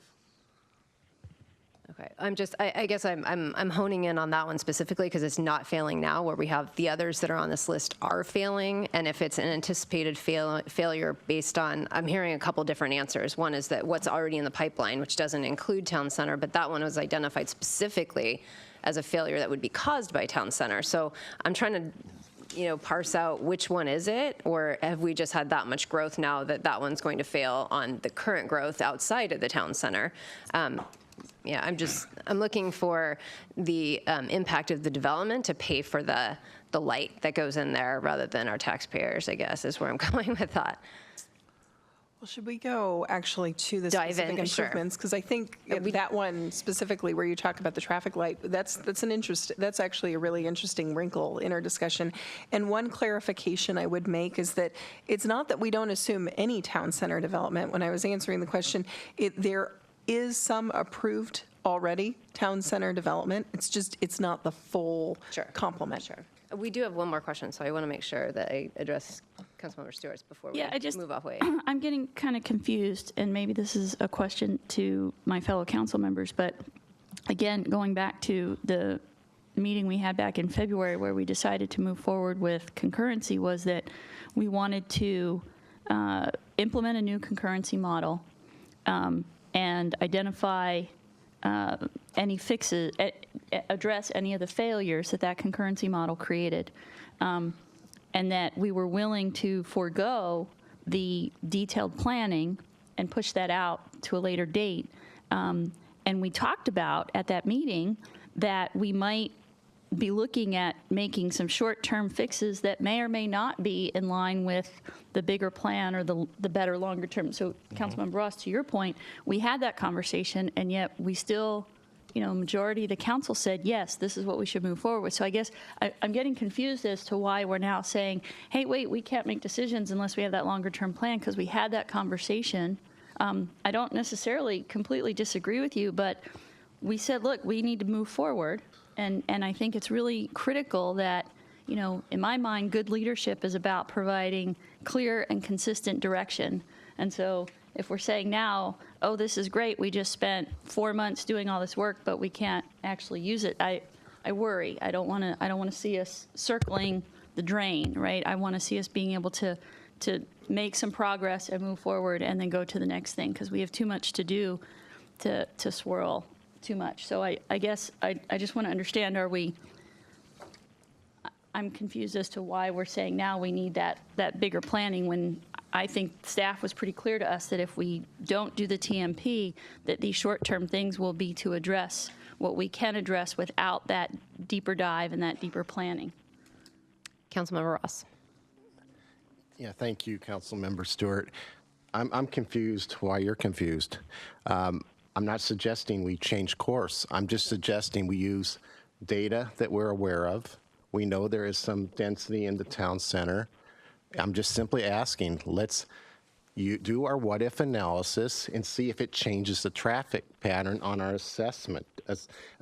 Get away from just the pipeline growth with permitting, minimal growth within 6 years. We should do a stress test, because many transportation solutions span 20 years. That's what the TMP is, though. But we just have to do a modeling, because we have never put that much density in one place, and it can change the dynamics of all our some of our roads in the area, the perimeter. I'm just asking, let's just make sure we consider that. It's not reversing order and start with TMP. That's a comprehensive review addressing multimodal transportation options and all other options in comprehensive plan. That's not what I'm suggesting at all. I'm just suggesting let's take it. Data that we have a model, let's run it through our models and see how that impacts the intersection failures. If we see a different result with that additional growth, it is informative, it's instructive to decision making. I'm just saying, let's be very careful that we don't short ourselves from information that we have access to, and we have a likelihood of some of that growth happening. So let's be very smart in our assessment and use all data available in the short term. Councilmember Ritchie. Okay, so my understanding from what Steve and everyone has said here is that the model, or the information we have here that's coming up with these solutions here, is based upon what's in the pipeline permit-wise, and some growth projections that frankly are probably too detailed for where we're at right now, or what we're talking about. You could provide it. That's what Councilmember Hornish was talking about. How much of the town center, how much latent growth, how many 16-year-old kids are going to get a car, and then they got 3 cars coming out of that driveway every day, something like that. I mean, there are some things you're kind of building in that are there, so it's not just a strict yes or no. We're building in this other growth that we can identify, or just in the pipeline, it's yes, all of that. That's my understanding of what you're saying. Is that accurate? Yes, and we'll provide kind of some more detailed information about what is assumed in these numbers here. One comment I would make is that, yes, on one end, the TMP will be looking at the full vision for the town center, and we'll be looking at, well, what is that ultimate system? It's obviously not just some intersection improvements. There's a lot that the city needs to contemplate in terms of long-term investment. But to the extent as more development is brought forward in the coming years, the way that your concurrency system is set up is that development needs to be plugged into the model and tested. Yeah. So it's not just, we don't just have an answer that we adopt this summer and it never gets looked at again. Every development that comes in has to be tested by the city, modeled, and projects, if it's leading to intersection failures, then remedies need to be identified and capital improvements need to be committed. See, that's what I'm trying to get to, that I thought what we're trying to establish here is that this is a plan of what we think we know, what we have based upon the current facts, current information that we have, and some estimates too, some ideas, and we're trying to build in a plan so that we can put together our TIP, which is our obligation, by June, or middle of June, whatever, June 19th, whatever it is. We have to put something together, RCW-wise, That's what you're trying to do in this. This is not everything. This is what you know based upon the level of service model that we asked you to build. That is absolutely correct. And the other piece is to make sure that we don't start off the city this summer with a bunch of concurrency failures. So we're trying to take a forward look and make sure that we're addressing those based on the information we have at this point. I appreciate that's the clarity that I was looking for. Thank you. But I also want to add that it's my understanding here that if we do move forward with the plan that we've been talking about for several months now, a level of service at the intersections, we're taking this interim step-by-step plan. If we do move forward with that, as we've discussed, every new permit that would come in after the moratorium is lifted, after we revise the comp plan, would be subject to this new concurrency model.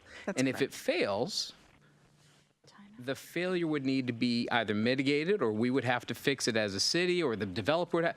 That's where those negotiations start. We're creating a checkpoint, if you will, with some much more serious, much more in-depth, thank you for the work you've done, awareness so that we can get those answers without saying, I don't know why that's there, table T8, all those other things we had to deal with, right? So, I mean, I don't think we're saying different things. I think we're trying to figure out how does this apply as we're moving forward, and then you don't know who's going to apply for a permit, and you don't know what you don't know. So we're trying to figure out modeling-wise how that works. Is that accurate? That is correct. Okay, thank you. Councilmember Valderrama. Yeah, I want to get similar clarification. I think that Councilmember Ritchie explained it fairly well. Given the aggressive time schedule that we have, and given that this model here is taking into account the permitted plus the anticipated growth as best as can be estimated, since the town center is going to be a 10-year plus project in itself, that's already baked in here. What we are not asking for, as I understand, we're not asking them to go revisit and run another model, and that based upon new assumptions, which would whipsaw the staff as well as not allow us to meet our schedule that we're now concurrently trying to aggressively address. So from what I'm hearing is this is the predicted and the growth, and so we're moving forward with this to make that schedule is how I understand it. And I understand we want to make sure we have the robust pieces, but the clock's ticking, and I don't know if anybody knows what else we're going to be going. At this point, we've got to move fairly aggressively. Thank you. Councilmember Hornish.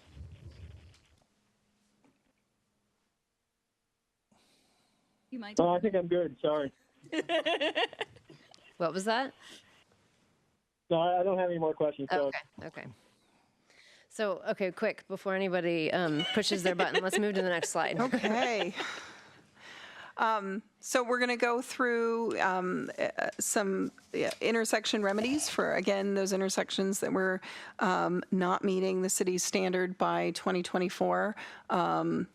Before we go in that, I just wanted to give a disclaimer that we're going to include a cost estimate on each of these slides for these interventions. And just, you can see, I kind of feel like I wish we had legalese and little tiny font. I think that would be more fun here. These are very high-level planning construction cost estimates. They don't include a lot of those real-world costs. A lot of them are very generalized, so please, take it for what it is at this point. As we move forward, we'll be, of course, developing better data.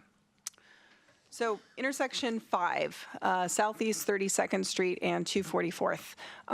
So this is one of those side street stop intersections. And the staff recommendation is to install always stop control.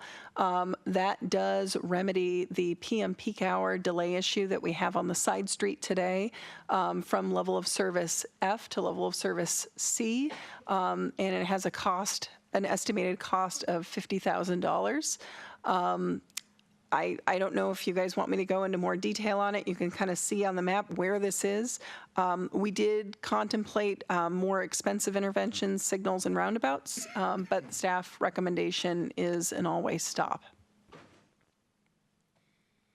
Okay, keep going. There it is. Intersection 7, 228th. And Southeast 40th. So again, this is another one of those side street stop intersections. The staff recommendation is to essentially today there is not a continuous center median through this, or two-way left turn lane through this intersection. So really, the recommendation is to create a center turn lane all the way through this intersection through mainly restriping, but there may be some minor widening required to modify the median island on the Southeast 40th approach. These improvements would reduce delay, which is currently level of service F, again for the side street, during the AM and PM peak hour from F to level of service C. Given the widening and the restriping, these modifications would cost roughly $250,000. We did look at some other interventions at this location, a signal, a roundabout. Those were considerably more expensive and also imposed delay on 228th.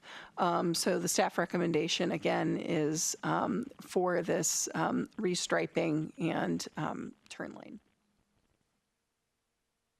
I do have a question. Hold on just Yeah, a I minute. have a question. Councilmember Valderrama.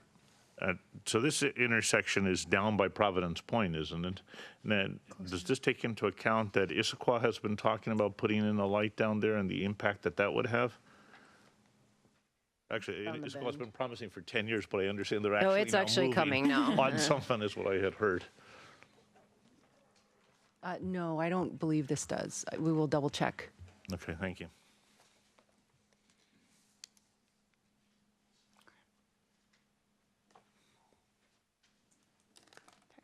Should I continue? Isn't there a picture? I was going to say, there we go. Yes. There we go. Oh, and here's kind of the nature of the improvements that I was describing. Okay.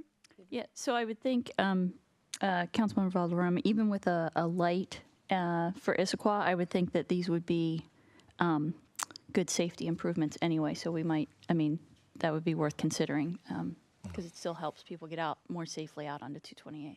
Yep. I think they could be functional, even if the Issaquah School District ends up building two schools down the way too. I think from a concurrency standpoint, the recognition is that something, you need to have a financial commitment for something within 6 years. And this is, of course, a more modest improvement than putting in a signal.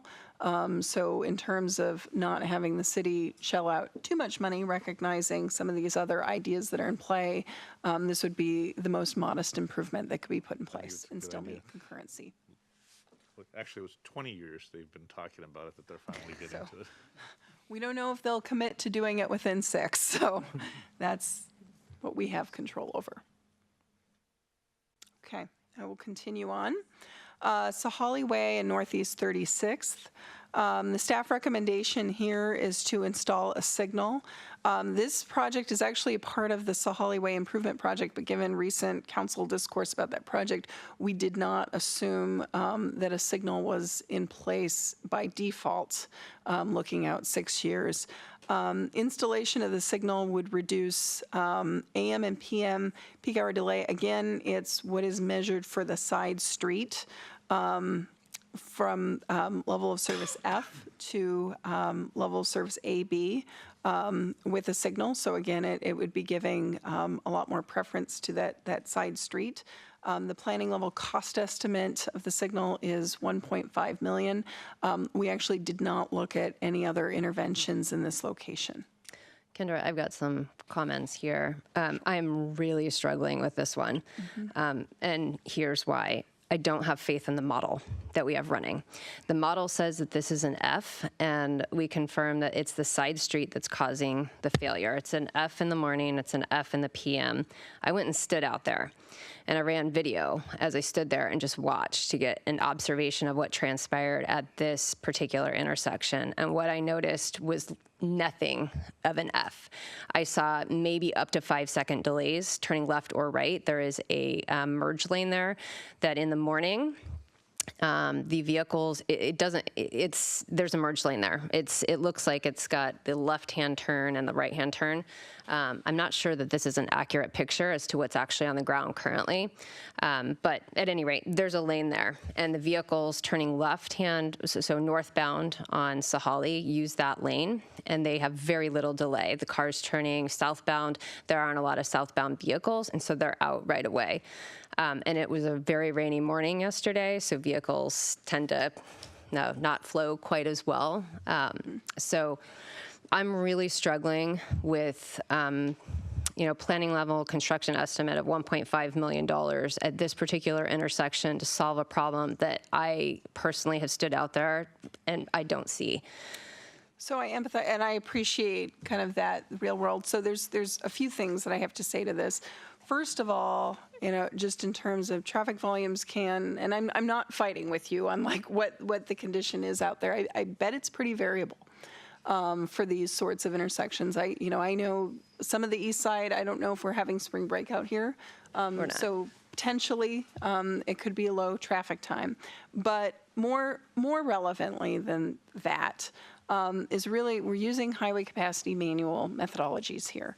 And so the highway capacity manual does, kind of measure based on the counts that we have. Potentially there's some queuing. And what it's seeing is that if you had a platoon of potentially up to 5 people from the neighborhood trying to get out there and wanting to turn left to get onto Sahalli Way, it is seeing that potentially with traffic volumes out there, those folks are waiting for a while. And again, if you think back to those unsignalized intersection thresholds, it doesn't give a lot of leeway. So if you have a platoon of 5 vehicles and they all need to make their way out there to make that left turn, they could potentially be waiting for a while. So here's a few options for you.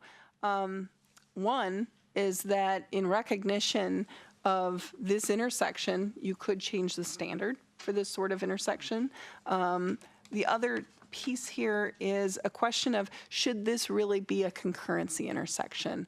You've got a number of intersections along 228 that aren't subject to concurrency. The 37th, which is just to the north, not very far, has a signal, also feeds from these neighborhoods. That is a concurrency intersection. So the question here is whether this one really kind of rises to the level of importance of being measured in that way.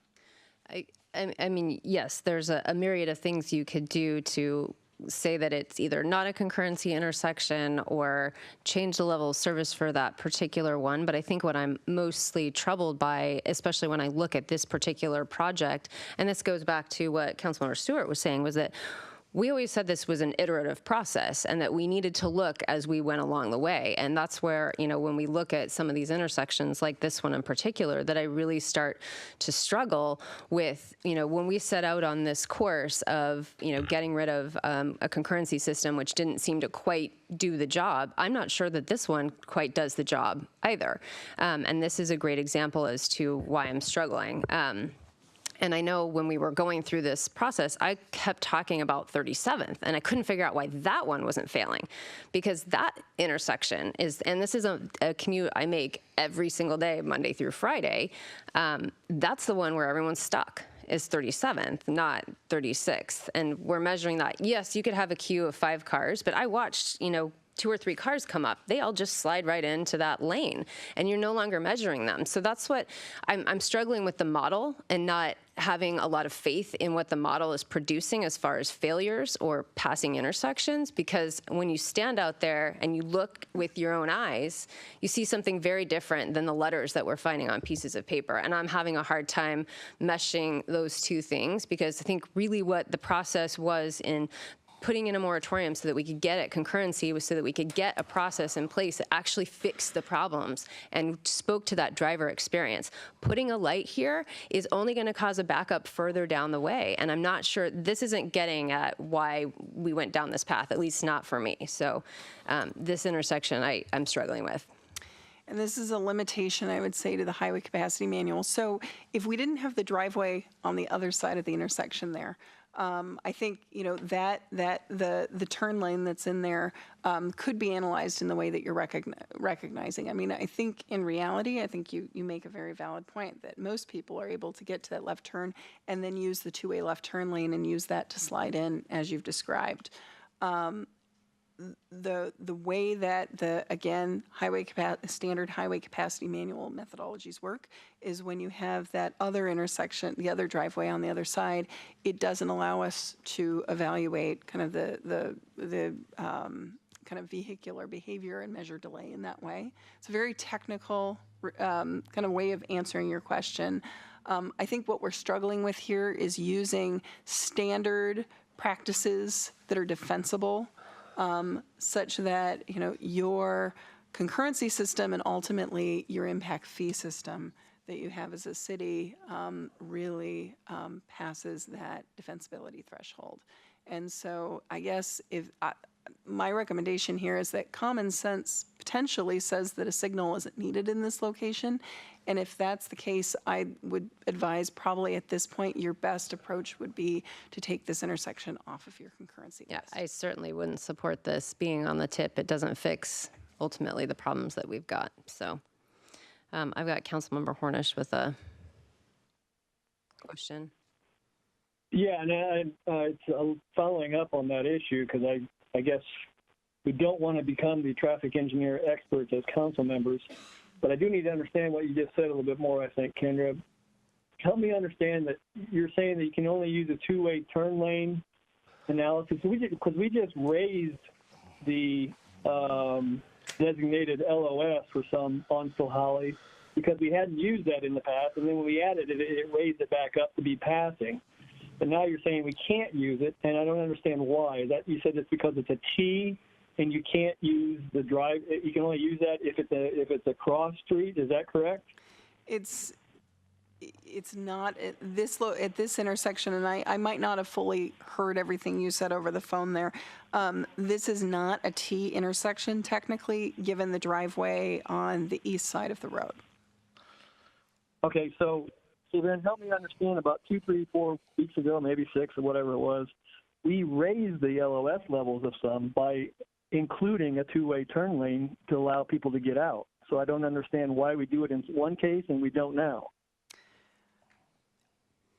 When it's a T intersection, the way that the highway capacity manual methodologies work, you can recognize that two-phase gap acceptance.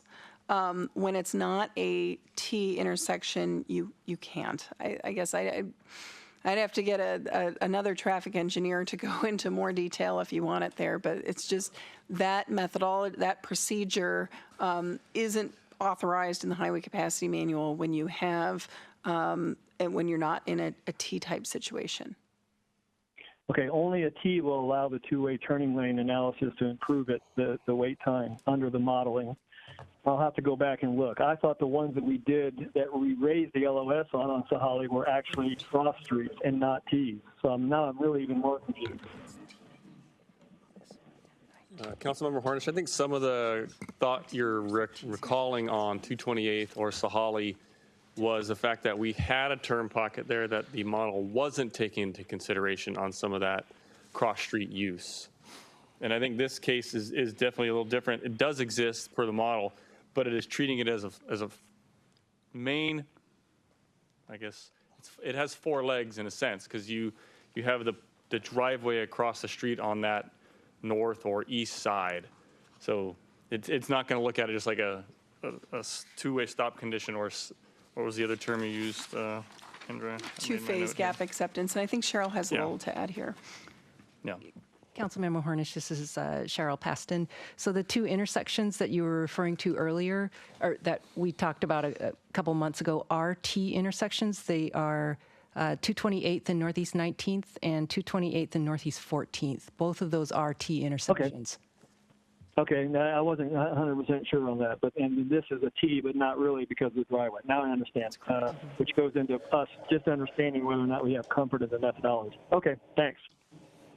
Councilmember Stewart. Yeah, so Mayor Malchow, I think you raise a great point about this being iterative. So, Kendra, if I understand what you're saying, while I think we all want to be able to kind of take the lists and the things that we get and be able to apply sort of that common sense to it, what you're saying here is that while common sense tells us that I want to get that right, the two-phase gap acceptance. Two-phase gap acceptance. I really like that, actually. That the two-phase gap acceptance is actually working here. Or we believe, as observed, that that's working here. It's not an accepted method based on the traffic counts because it looks like it's a four-way stop or a four-way intersection as opposed to a three-way intersection. So, and the reason that we want to continue to apply a four-way instead of a three-way is because then it becomes defensible, and then if we wanted to be able to use impact fees to improve it, et cetera, we can do that. If we just say, hey, we want to make an assumption that that is a driveway, that's not really a street, that's not going to have the same kind of traffic volumes, and we want to pretend like that's not there, that becomes less defensible. Is that what I hear you saying? That is correct. Yes. But do we have the ability to kind of iterate on this and to kind of be able to apply some sort of common sense and real world observation to that, other than just saying let's not use this as a concurrency intersection, but can we apply some different assumptions based on the fact that it isn't a standard intersection that is described in the highway capacity manual? The state provides the city with a broad range of discretion in how it, first of all, sets its level of service standards, the facilities that those level of service standards are applied to. So I think, here you've got some options. I was throwing out there taking this intersection out of concurrency, but if there isn't a comfort over that, I think you're bringing up another good point, is that there are different ways. Again, we could set a different way of looking at this intersection. I don't have that at the top of my head at this point, but to the extent if we wanted to look at delay in a different way here, we could certainly do that. Because I think it's still worth potentially keeping this on the list, because I do know that if you're on 36, you could have trouble getting out there if there's a lot of traffic in both directions. So it's probably worth keeping it there and monitoring it. But this is where I think we have to take the capacity manual, and then we have to kind of get I don't want to say get creative, but I think we have to get real and kind of get out there and say, let's make sure we're making good, practical, rational decisions, and again, prioritizing and spending our money on the areas that really need it the most. If I may, I'll throw out there an example. It just kind of jumped in my mind that you could do as a standard for this type of intersection. And again, I don't know that we want to cherry pick every intersection throughout the city, but in this sort of location, it might make sense. Maybe your level of service standard at this intersection isn't necessarily based on delay.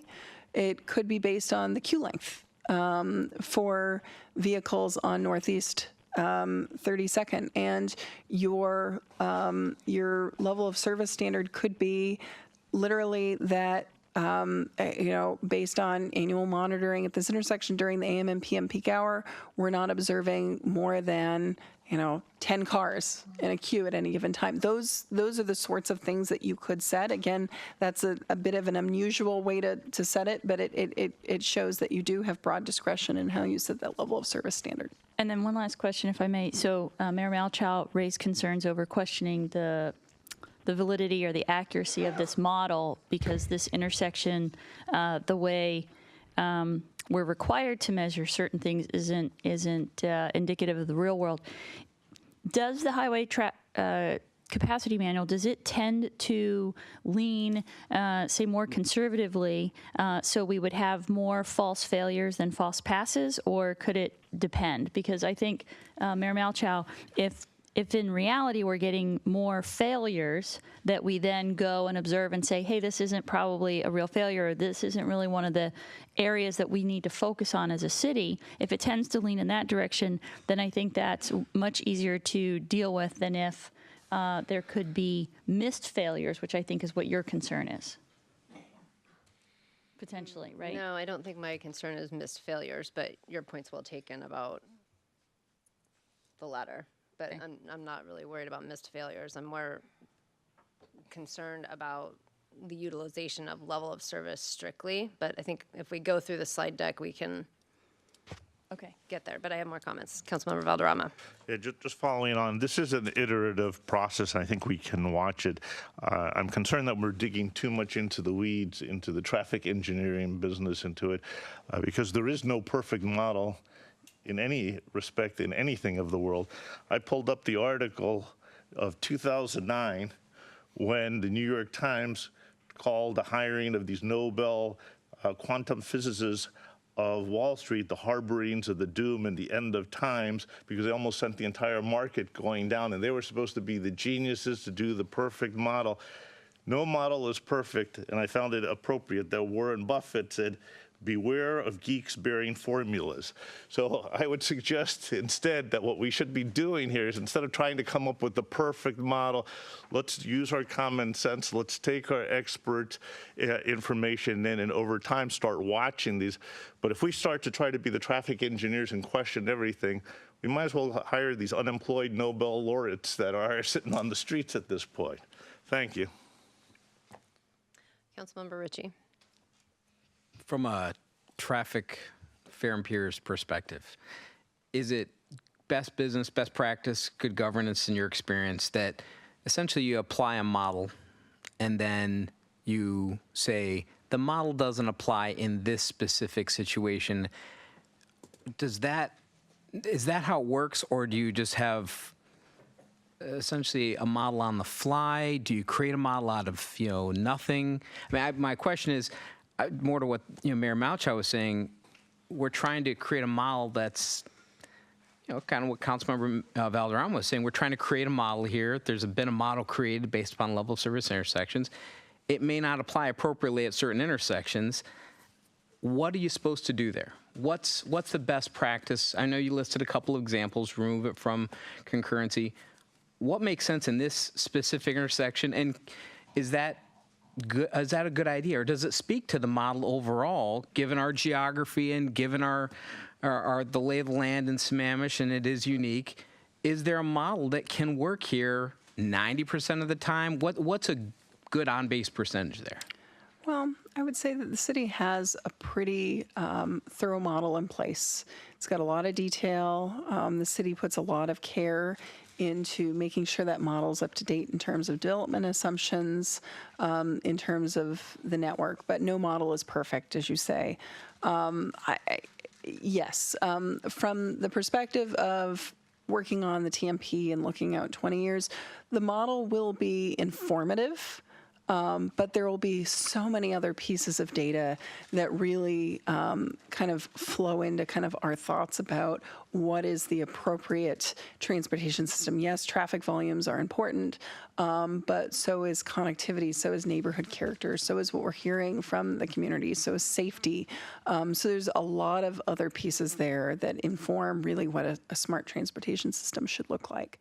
From the perspective of this sort of facility, what I would say is that your model, in a concurrency model, there's a necessary level of precision that the state has asked us to look at. It really has said, are you meeting your level of service standard? And are you able to maintain that level of service standard over the next 6 years? I guess what I do very much question here is if Northeast 36th Street really rises to the occasion of being one of those most critical system intersections, to the case where we're starting to ask ourselves, do we need to put a signal in place that would put more delay on Sahalee Way in favor of Northeast 36th Street. So again, concurrency is supposed to be more of a litmus test of the overall health of your transportation system. And I would say the way that Northeast 36th Street functions is really just a neighborhood entrance, and there are other entrances onto Sahalee Way. I question whether that's an important enough litmus to be driving what your investments are, particularly the way that Mayor Malchow has presented what conditions are on the ground. So one last comment, at least maybe to close out this slide, is that, I think Councilmember Stewart said, keeping it on there, and it's fine to watch intersections, and the way that we had at least done the TIP previously was where we have concurrency projects, we have TIP projects, and then we had this kind of I think it was like a parking lot of projects. And this is a parking lot project for me, where it sits there and you watch it. Yep. But for concurrency purposes, you know, I just don't want it on there. And as far as asking questions and digging deep, I think that's our job as council members, to dig deep and ask these questions and question what we're getting so that we can get to the bottom of it. It's too easy to sit up here and not ask questions and just take it all in. But we wouldn't be in this position if we hadn't started digging in on table T8 and deconstructing, you know, growing shoulders on Isquipine Lake Road. So I think it's important to ask these questions and kind of flesh it all out so that we can make the best decisions as council members up here. And I think you've raised an excellent point in the reminder that concurrency is just one of the many tools at the city's disposal. So again, does this intersection rise to the occasion of being one of your key concurrency intersections?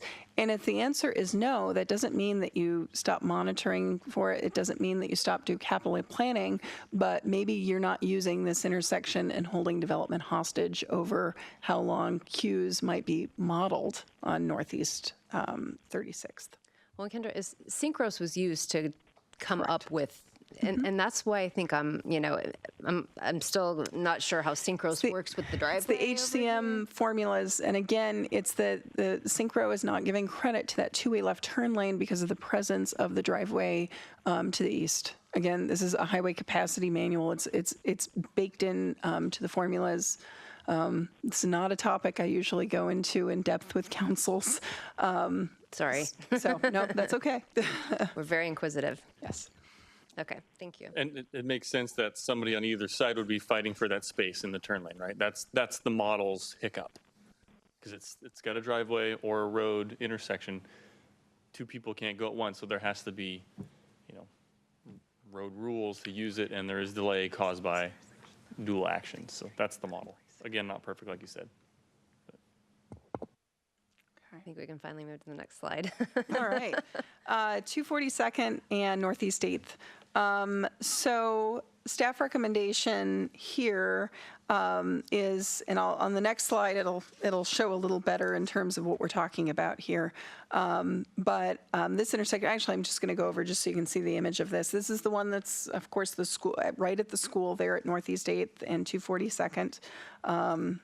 So I'm going to go back again, just so folks are familiar with where it is.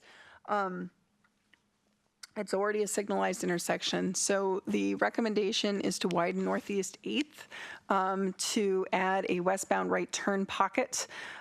This improvement would reduce peak hour delay from level of service D in the AM. And again, that's when folks are accessing that school. To level of service C in the AM and level of service B. It would make some signal operational adjustments just to accommodate that additional westbound right turn pocket. But given kind of the widening and improvements needed, this is a $500,000 improvement.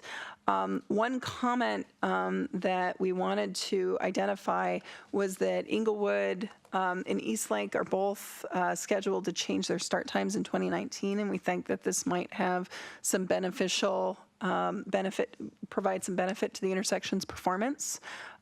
There's also only we're only failing the level of service D threshold at this location by about a second. So this is one of those projects that, if we need to put it on the tip to meet concurrency, that's something we can do. But we'd recommend scheduling this one to be a bit farther out to see how the changed bell times improve intersection performance. So I'm just going to show, whoops, this is kind of the improvement here and the widening. I have a couple questions up here. Sure. Councilmember Stewart.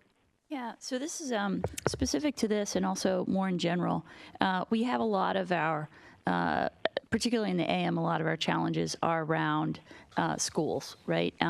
So one of my questions is, I know that we work with schools, we meet with the schools, but what, especially around like Inglewood, and you've got Rachel Carson there, and they actually connect. Are there other, again, before we go widening the road, are there other things that we've considered in terms of looking at, Carson starts after the middle school. So is there a way to route the traffic through Carson, and I'm not trying to engineer it for you, I'm just, just as an example, are there other ways that we can do this, and what can we push onto? I realize it's like Washington School District, they're strapped for funds, but what of this can we push more onto the schools as their responsibility, as opposed to us having to go in and widen some of these streets? And while I appreciate having the turn pockets, my concern is that we create this turn pocket, it's still going to fill up.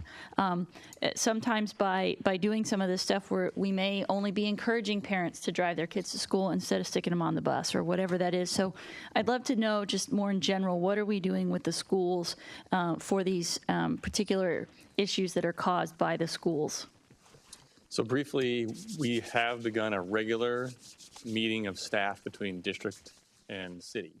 So it's quarterly, both districts, including Eastside Catholic, and we go over these small issues on each site. And I think we heard this last year, when you build it, it will get used. So this property, for example, rerouted all their interior travel, if anybody did or didn't notice this past year. So it got better, but it got worse again because people learned that it was a little easier to get in. So guess what? I'm going to go use it. So we have built and improved it, so they're using it now. But we are also at the same time working with the school. Right now, that is an aged controller. So Stephen and Isabel and our traffic group, they can't even manipulate any more phase changes. It's maxed out. So we are upgrading that controller. And one of Stephen's thoughts is to isolate the pedestrian movement relative to the turning movements. So right now, if you want to go, westbound and then turn into the school, you at some point would be going against a cross with a ped. So we're going to isolate that. So we're going to have the crossing guards work with the staff and the principal. Principals are responsible at these schools. They're the ones we work directly with on property, where we're going to change the phase so the cars get a free movement and then the peds get a free movement. So we hopefully can not remove half of a phase of turning movements because kids are walking across the street. So try to make regular physical improvements without, knowing the model's failing by 1.1 seconds or expending, $500,000 when $4,000 may solve the problem. And then I just think of things like Pine Lake Middle School, right, where they're doing this big build out. Again, what can we do, or do you need support from us as council to make sure that they're dealing with this, again, on their school grounds as opposed to pushing this out into the streets? Right. That's another example where, again, our job is to manage and mitigate development activity. So they're coming in with a new campus. Their proposed campus will have 4 times the amount of pathway for vehicles interior than it does today. So there's 4 times the queue being allotted, as well as the turn pocket off of 228.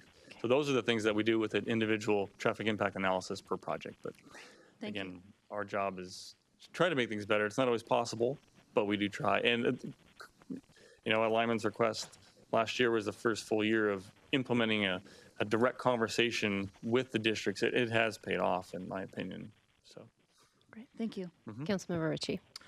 Thank you. So my real world experience, as Mayor Malchow was talking about, is that our roads get really hairy right at bell time. And, it's really, you can see it, you can feel it, you're sitting in it. And then, 20 minutes, half an hour later, they're done. And there's a huge noticeable difference around the schools, and it just impacts and it grows all the way back down the major arterials. And I'm not sure that we're doing anything about that right now, other than creating those conversations and transportation master plan and all those conversations yet to come. But my question regarding bell times, I guess I'm concerned that we're trying to look at bell times. Yes, it's going to get better next year. I don't even know. How frequently do they change? They can change on a whim. Shouldn't we prepare for bell times? If we're looking at intersections at the worst approach, shouldn't we be looking at bell times as the worst possible time for classes to start and everyone's trying to get out to their jobs? I mean, shouldn't we be preparing for that as part of our transportation as we're looking at these things? And right now, our current look at this, as based on this concurrency and this tip, is, okay, bell times are changing to our advantage, traffic-wise, yay. But that's not going to last. I would assume they're going to change it at some point, and then it'll be to our disadvantage. So are we looking at it as a positive now, or are we investing into this knowing that it's going to change and we're going to have to do something about it 6 months, 6 years, I don't even know, down the road? So the traffic, Stephen and Isabel report to me, and I've been here since the fall of 2014, and I will say of all the schools, we spend the most time actually at this at Inglewood trying to tweak the system. And what Steve said about the controller, we've maxed out that controller and trying to accommodate the number of cars coming in and out of that school. I believe that the bell times just change once a year. I don't have children, so I'll have to look at That's those of you who- That's correct. I believe it's only once a year, and it can swing quite a bit. We can only put in the model what we know to the last discussion about the town center and what our assumptions are. Right. What we tried to do was to narrow down the AM peak. Well, for one, up until a couple of months ago, we only had the PM peak model. So we've taken a huge step forward in developing an AM model. We looked at the data, and the peak in the morning is from 7 to 8. That will stay in the, until the data shows us otherwise. We are assuming that that is the peak generally for the whole city.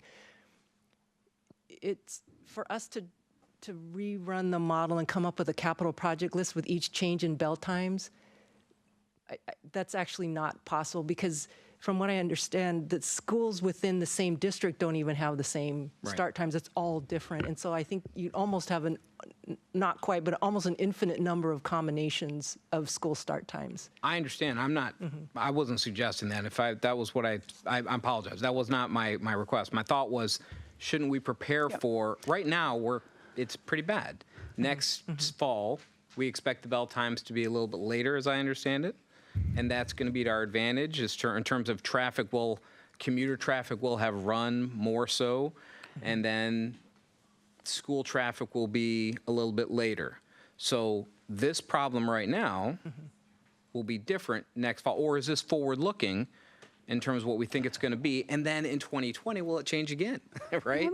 As a part of the TMP, we're going to be investigating this issue and all of the school issues in much more detail. And I think, some of the council members have raised more innovative ideas. I mean, we're looking at this very myopically right now. We're looking at how do we improve conditions for vehicle delay at 242nd and Northeast 8th. And I think there are a lot of other solutions there. There are solutions through the schools. There are solutions in terms of the sidewalk environment here. Is it an appealing place as a parent that you're comfortable with your child walking to school?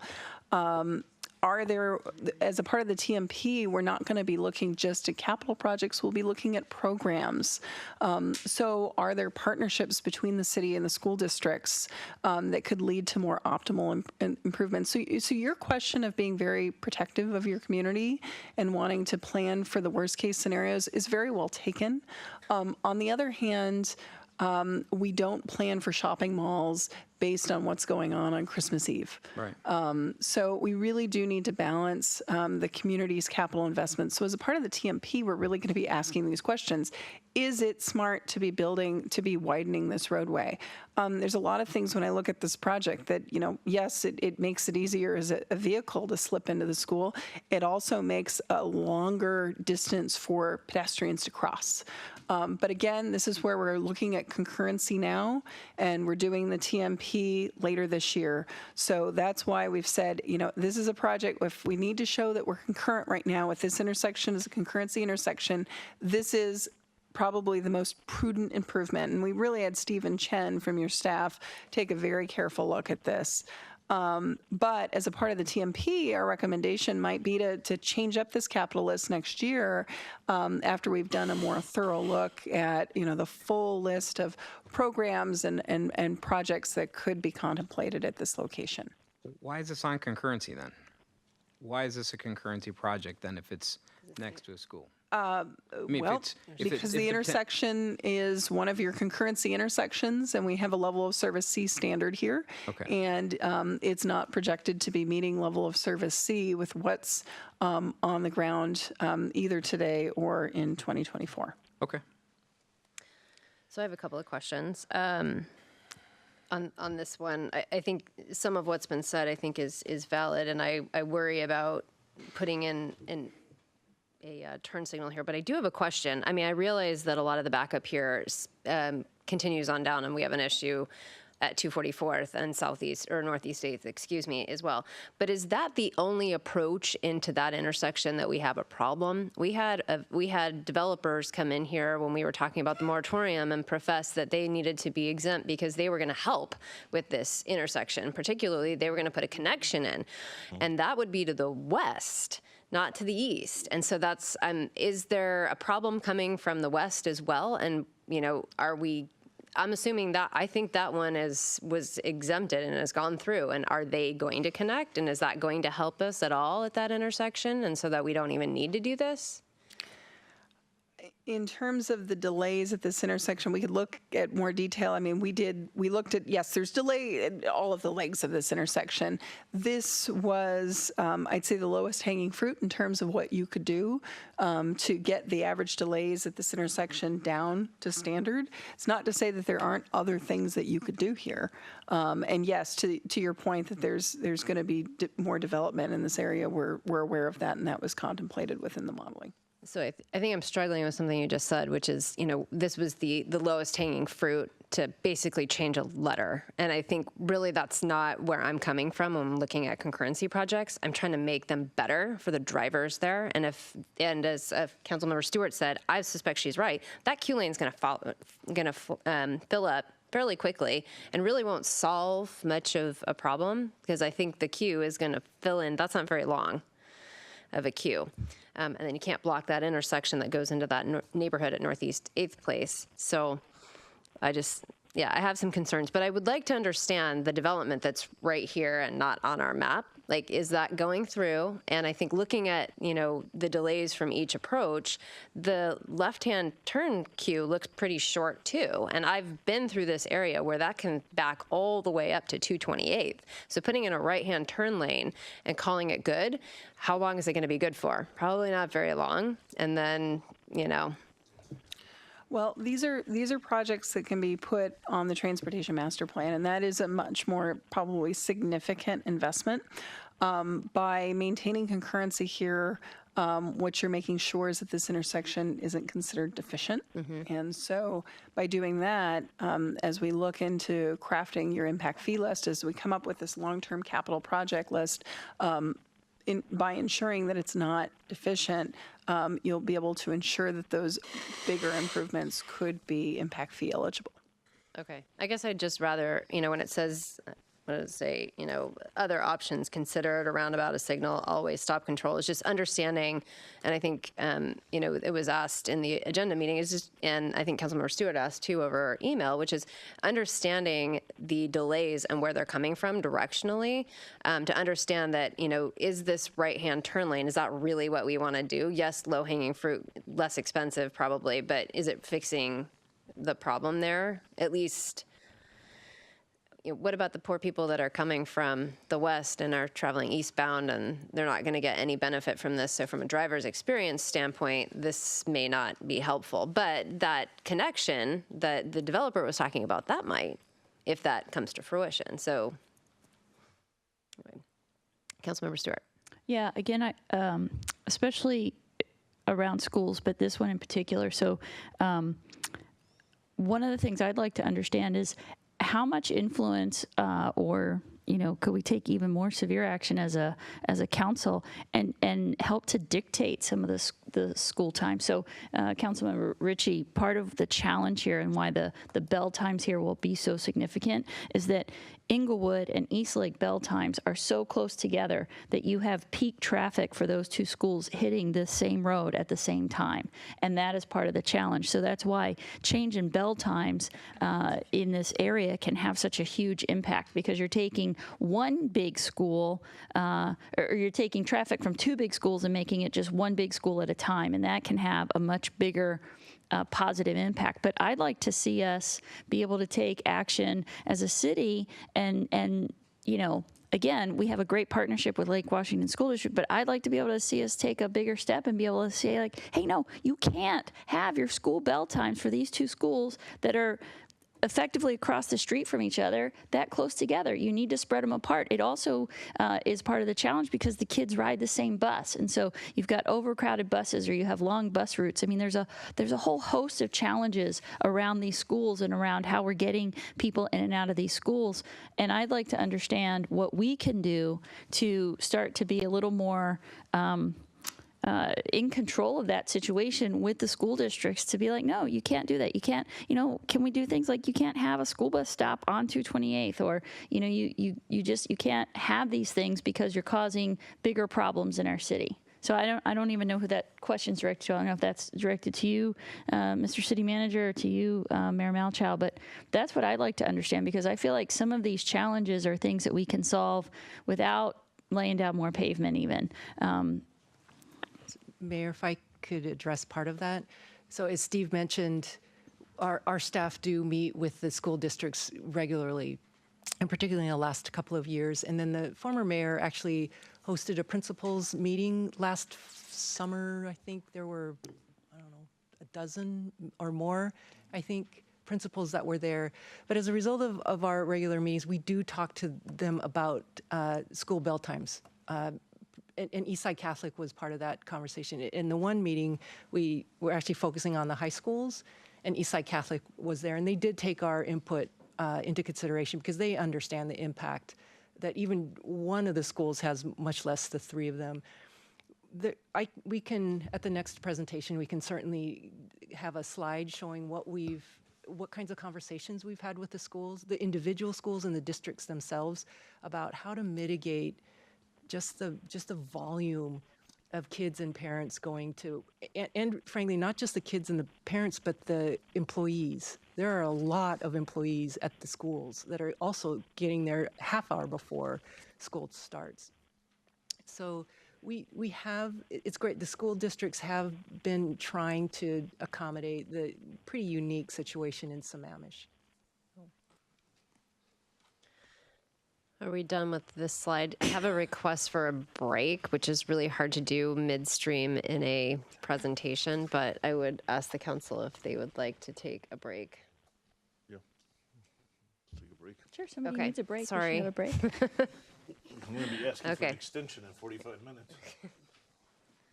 Still in process. It's a game time decision. Okay, we're going to get back to our presentation here. Kendra and Cheryl, I'll turn it back over to you. Okay. Well, thank you. Well, we moved to the next intersection, East Lake Sammamish Parkway and Southeast 24th, where this intersection, as we were talking earlier, will be seeing level of service D operations by 2024 during the PM peak hour. And staff is recommending a different intervention than what you've historically seen at this intersection. And the intervention, and I think the next slide shows it, is not signalization, but is some restriping and widening at the intersection. And I wanted to address right off the bat why we're not recommending signalization at this intersection. This intersection, one of the things, as I've been talking about the highway capacity manual, one of the guidance that highway capacity manual provides is where it's appropriate to install a signal. And while a signal is a great fix to address delay at this intersection, the volumes at this intersection actually do not meet a signal warrant. So the highway capacity manual provides guidance in terms of the appropriate places where for signalization. And again, it's national type guidance, And it essentially, that national guidance, what it tries to do is not lead to an over installation of signals.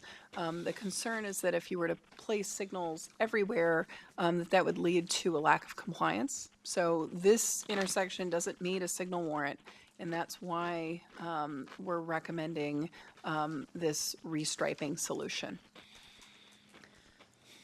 I have a couple of questions. So again, I'm going to ask the question about where's the delay? Because we're looking at adding asphalt in every direction on this one. And I'm guessing the failure is caused from 24th, not the Parkway. So walk me through why we would add additional lanes on the Parkway there. In the scenario of low-hanging fruit, wouldn't the low-hanging fruit be simply maybe adding the turn lane on the Parkway, the merge lane? But I'm not sure why we'd have the left-hand turn lane going up Southeast 24th. That's a good observation. We could certainly look at what is your low-hanging fruit is not to be widening Southeast 24th. Is that correct?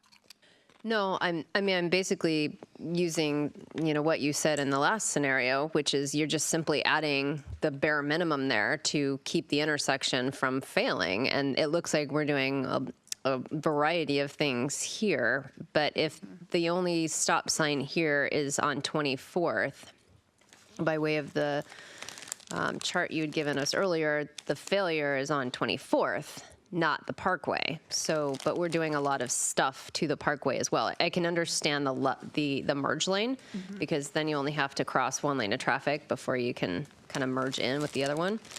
But the left-hand turn lane coming from on the southbound side, I'm not sure I understand that one unless you can tell me about delays specifically on the approaches.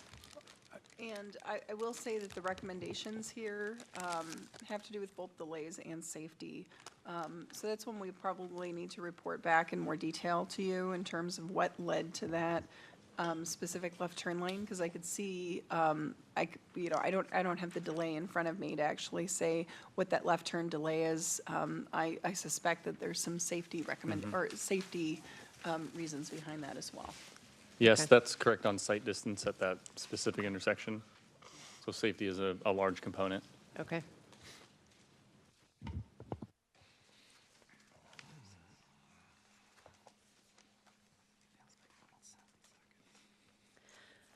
And actually, while you guys are looking over there, I do have one additional question because this project, as we pointed out before, has been sitting on our tip for quite some time as a concurrency project. And last year on our 2018 tip, it did have the traffic signal there.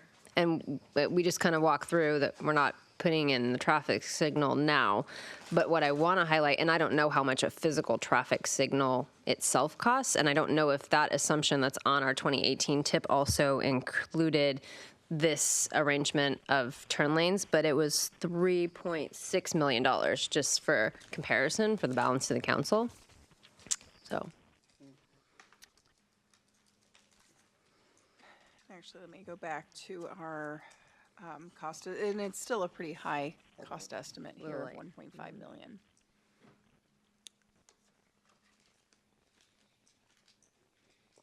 So have we missed? I didn't capture your question. My last comment was just basically edification for the balance of council, which was on the cost for actually adding a traffic signal at the intersection, and what was on our 2018 tip that we adopted last year. Did you want to speak more to this specific project? I mean, it's expensive. It's a very challenging location given the grades there. I would imagine the bulk of that cost too is acquiring additional right-of-way. I would assume so. There's a house right What would there. be considered probably very valuable view property. So part of it. Councilmember Ritchie? I guess I just have a procedural question. I've heard, Mayor Melcher, I've heard you say a couple times that we're not, I've heard the folks from Fair and Pierce say low-hanging fruit or, essentially the the most cost-effective way to resolve a failing intersection. And then I'm getting the impression, please tell me if I'm wrong, that that may not necessarily be the most traffic flow, time of travel, driver experience perspective or solution that's out there. So what are you looking at? And there's a disconnect here, right? I mean, we keep hearing it over and over again, right? So my understanding is the purpose of this, of what you presented here today, is to essentially resolve concurrency failures or intersection failures where they're found. You're saying, okay, we found one. Here's the solution that solves that problem. Not a home run, not fixing everything, but getting up to a passable level of service. Are there other things is that what your goal is? And is that what we've asked you to do, or are we asking you to do something? I mean, I keep hearing the same thing, right? Where's the disconnect? So I think you've portrayed accurately what we perceive to be our charter here, which was to identify what are the improvements that are needed in place to get you to concurrency. As a part of the Transportation Master Plan, we're going to be taking a much more robust look and identifying really what is that ultimate capital plan that you have. And again, as that shapes up and to the extent that that changes some of these projects, I think next year we can come back and we can update your tip to better reflect those projects. But at this point, we're just trying to figure out what are those spot improvements that we need to put in place to achieve concurrency at these intersections such that we can get over this current hurdle. But again, recognizing we haven't taken that more thorough look. Again, the fixes for some of these intersections may be at these intersections, but they could be other improvements through your system along the corridor. They could be additional connectivity. There's a lot of different things that we could contemplate within the community that may have much more beneficial impacts than spot improvements. But again, for our current charter is to focus on addressing our concurrency system, which is based on intersection level of service. Let me clarify. I appreciate that, and I thought that's what we were doing. So, if we're doing something else, or if they're, I guess this comes to taking off our next topic on the agenda, right? I mean, are we moving forward with an intersection level of service, or is this? Are you giving evidence to us here that we are now hearing, some of us, all of us are now hearing, well, maybe that isn't what we want to do. I'm just concerned that we may be going at this in the wrong order. I mean, what we've asked you to do is to work with the intersection level of service. You're resolving those issues based upon what we asked you to do. Yeah. Thank you. That's great. If there's something else, I mean, I just want to make sure we're not kind of spiraling, somebody said once, kind of running around in circles. And if that's what we're doing, let's stop now and figure that out and actually clarify what we're asking you to do, either again or to move forward and not have that continue to happen. You're answering the questions we asked you to answer. You're resolving the failures as you see them based upon the model that we asked you to build based upon 2016 data. And I will add, we also had council direction to do it in a most cost-effective manner. Right. So that's what's happening exactly right now. Exactly. Okay, cool. Just making sure. Thank you. Councilmember Moran. On this particular intersection, I had just a couple of questions. If it was on the TIP before, why is it that it did not meet criteria now, but it did before? How has it changed that in some way, have we changed the criteria? Has the criteria changed for that intersection, that a signal is no longer the right thing to have at that intersection? I'm just trying to see, why that has changed in some way. And why to me, that's kind of a dangerous intersection. So I'm just trying to see why, safety-wise, why it's a better call to not have a signal.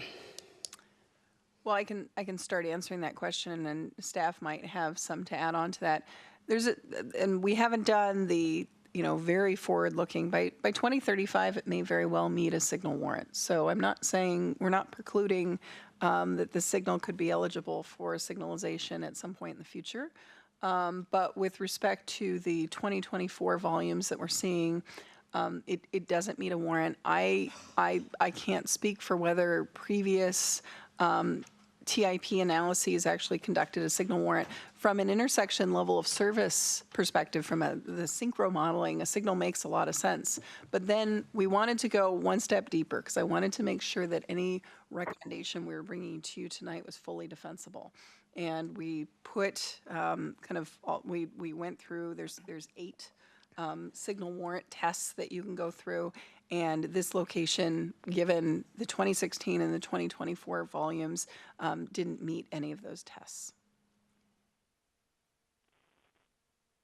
But none of those tests obviously probably were not done prior to being on the TIP last time. Potentially not. I mean, from a straight look at the synchro analysis, the signal makes a lot of sense.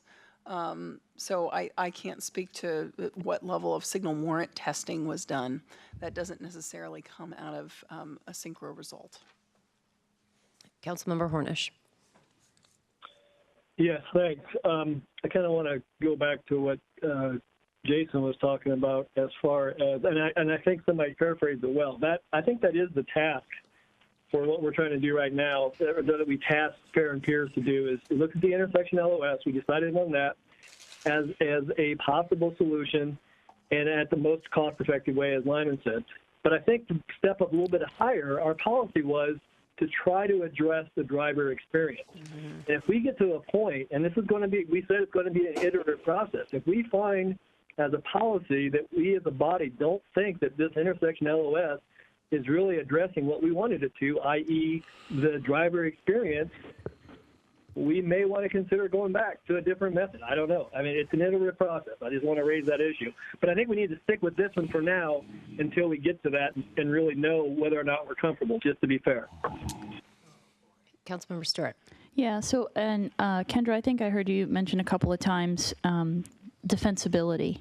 And so if I understand correctly, again, direction that we as a council have given you is that we want to address these things. We want to improve the traffic in the short term, right? We want to have this higher level of concurrency than what we've had before that more accurately reflects driver experience than what we've had in the past. And we want to continue to make all of our projects as impact fee eligible as possible. And so that's why this defensibility, if I understand correctly, is so important, because by coming up with these cost-effective ways to resolve the issues going forward, if we have things that we need to apply impact fees to, again, they're defensible because we've kind of done things by the book. Is that an accurate statement? That is correct. I would add on to this as well that if you were to install a signal at this location and it doesn't meet a signal warrant, that does put the city at risk. For? So if a lawsuit. If there was an accident.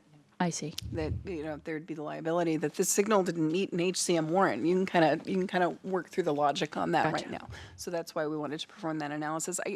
One thing I would say, remind folks is that, concurrency, and this is something I've promised from day one will not be a silver bullet. You have a lot of other tools at your disposal, so this is just one of those many tools. So again, I don't think we could ever come up with a fully satisfying concurrency system. Concurrency needs to work hand in hand with your environmental review, with your transportation master plan, with your use of INREX data and your proactive planning and system management. So again, looking at concurrency in a vacuum and looking at that to solve the problems, it's never going to be fully satisfying. And again, if I understand correctly, our direction was to do this, and then we'll get back to that transportation master planning, because there are 10 or 8 projects on here. We're not going to get them all built in the next year, right? So you're going to have the transportation master plan completed in that time where we can go back and revisit these things. I would think this would be a perfect example of an intersection that, should we come up with some better holistic design, then maybe this intersection never fails because people aren't cutting through that neighborhood to come out down here because we've created some better way for people to get down off the south end of the plateau, just as an example, right? So I think that's, what's that? Snake Hill? Yeah, yeah, exactly. But right, I mean, I think that's the point here is that we're gonna find things. There may be some quick fixes, and Mayor Malchow, you brought this up when we talked about this back in February. Some of the solutions may not be super expensive, and there might be quick fix things we can put in place that will relieve some of the congestion on our citizens right away. And those are things we should consider doing. Some of the bigger ones, I think you've already recommended, we put them at the tail end because we may revisit those with the TMP, which hopefully we'll have in hand in the next 9 months or whatever that is. So I think that's where we're still going, and I think that still completely makes sense at this point. So. And could I also remind council that this is an interim step, and that we had pledged to you after we do this, we do the TMP, then we come back and do a longer-term look at, point-to-point measurement for that driver experience and using INRIX data and be much more innovative. But that's going to take a longer time to build out. And so that's what the plan was that staff was looking forward to assisting you with. Councilmember Valderrama. Yeah, I was about to say that he stole my thunder in the fact that that's what we've been telling our citizens. The last council unanimously chose this approach. This council unanimously chose to go level of service at intersections using innovative data sources, and we're bringing in some of the INRIX data. We've been putting in some factors. But as the city manager has just mentioned, this is the interim because we put off the TMP and the others. We're going to revisit this, and in future years was what we had said in the actual direction to the council. We would revisit to go through, but this is the direction council has given, two councils have given to the staff to move forward, and that we've told our community about, and we should continue to move forward. And right, if after we go through the TMP and that's done and the other stuff, we want to revisit and look at it if there's another way. As we said, in future years, we can go to that, but this is the game plan that we've all agreed to. Thank you. So I have a few comments just from some of the things that have been said. And I think it's been mentioned more than once up here that this is an iterative process for this council. And we talked about this last year. I still remember we had the tables all set up here, and the new and old council members were here for the most part. And we talked about these rabbit holes that we might go down, and it was a potential that we could go down them. When I look at this slide deck and I look at the intersections that we're going to do, staff has indeed done exactly what we told them to do, which was go do it quick, find us, the least expensive manner to kind of, get us through that hurdle, and let's see what it looks like. Okay, now we're at that point where we're looking at what it looks like. Here it is in front of us. And I think Councilmember Stewart had mentioned, so that we can more accurately measure. The problem is with level of service at intersection, and the thing that gives me so much heartburn about this right now is that we have no way to measure Eastlake Sammamish Parkway from Inglewood Hill all the way to the north end of the city limits, nor do we have any measure for 244th from Northeast 8th all the way to the city limits. And I have some trouble with that. I mentioned this to staff yesterday in the agenda meeting, and I think one of the responses I heard is, well, as projects come in, they will have to do a transportation impact analysis, and that's fine, and they may have to mitigate for some of that impact. That's great, but please tell me where you're going to mitigate on Eastlake Sammamish Parkway. There are no mitigations. There's no room. There's no width. There's no money to do anything down there, which means we are just going to keep throwing cars down Eastlake Sammamish Parkway. And then we have the Marymore sub-area plan that's going in, and anybody that drives the parkway right now can see all those apartments springing up. All those cars have nowhere to go but right there on the parkway. Yes, some of them may be able to take Sound Transit when that comes in 2024, but not everybody's going to take Sound Transit to get to work. And my concern is that coupled with no way to mitigate for any impact of a transportation impact analysis that's done for a development can fix anything on Eastlake Sammamish Parkway, which means all of those vehicle trips either are going to get stuck there or they're going to move somewhere else, like Sahalee, or 244th, which again, we have no intersections to measure up there. So my concern is, as we go through this iterative process, is that, it was fairly recent that we came and said, oh, wait, we don't have any intersections to measure. And I made that comment a couple weeks ago or a month ago, whenever we looked at that. But that's where I have concern, is that we're using concurrency to make sure that we can fit new trips on our streets, right? And how do we do that on the Parkway? How do we do that on 244th when we have no intersections? We can't even invent an intersection on the Parkway because there literally aren't any. We could probably add some, I think, as Cheryl suggested, potentially on 244th in a few places, but there is rapid development going on out at 244th, and there's tons of vehicles piling out onto that street, half of which is in King County, where we have no control over.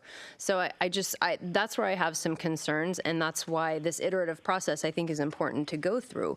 And, Kendra, when you talk about, concurrency being just one of those tools, I think that transportation impact analysis was one of those other tools that we have. But again, one thing I ask for staff to be prepared for in this meeting is show me what it looks like. If somebody comes in with an application and they're going to funnel trips down East Lake Sammamish Parkway, which, a large development application in the town center is going to funnel trips down the Parkway. What if we don't have any intersections up there to measure, what are they going to do to fix the problems on the Parkway? How are they going to mitigate for that? I need to understand that. One thing I would state, and it's probably not going to be fully satisfying here, but I'm looking at a map of the INREX locations, and the Parkway and 244th and 228th, they're all covered.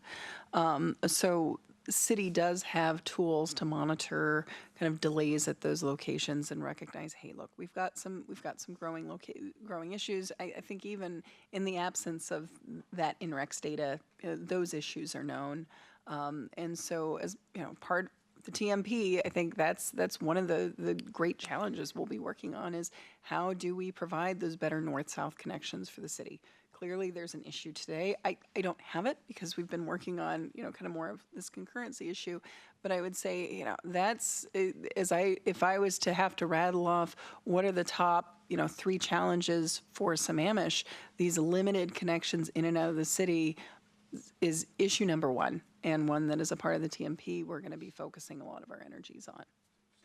I still struggle with, the TMP may identify a lack of, movement, ability to move north, but the reality is I don't know where you're going to put a street going north-south. And for most people in this city, everyone really just wants to go west.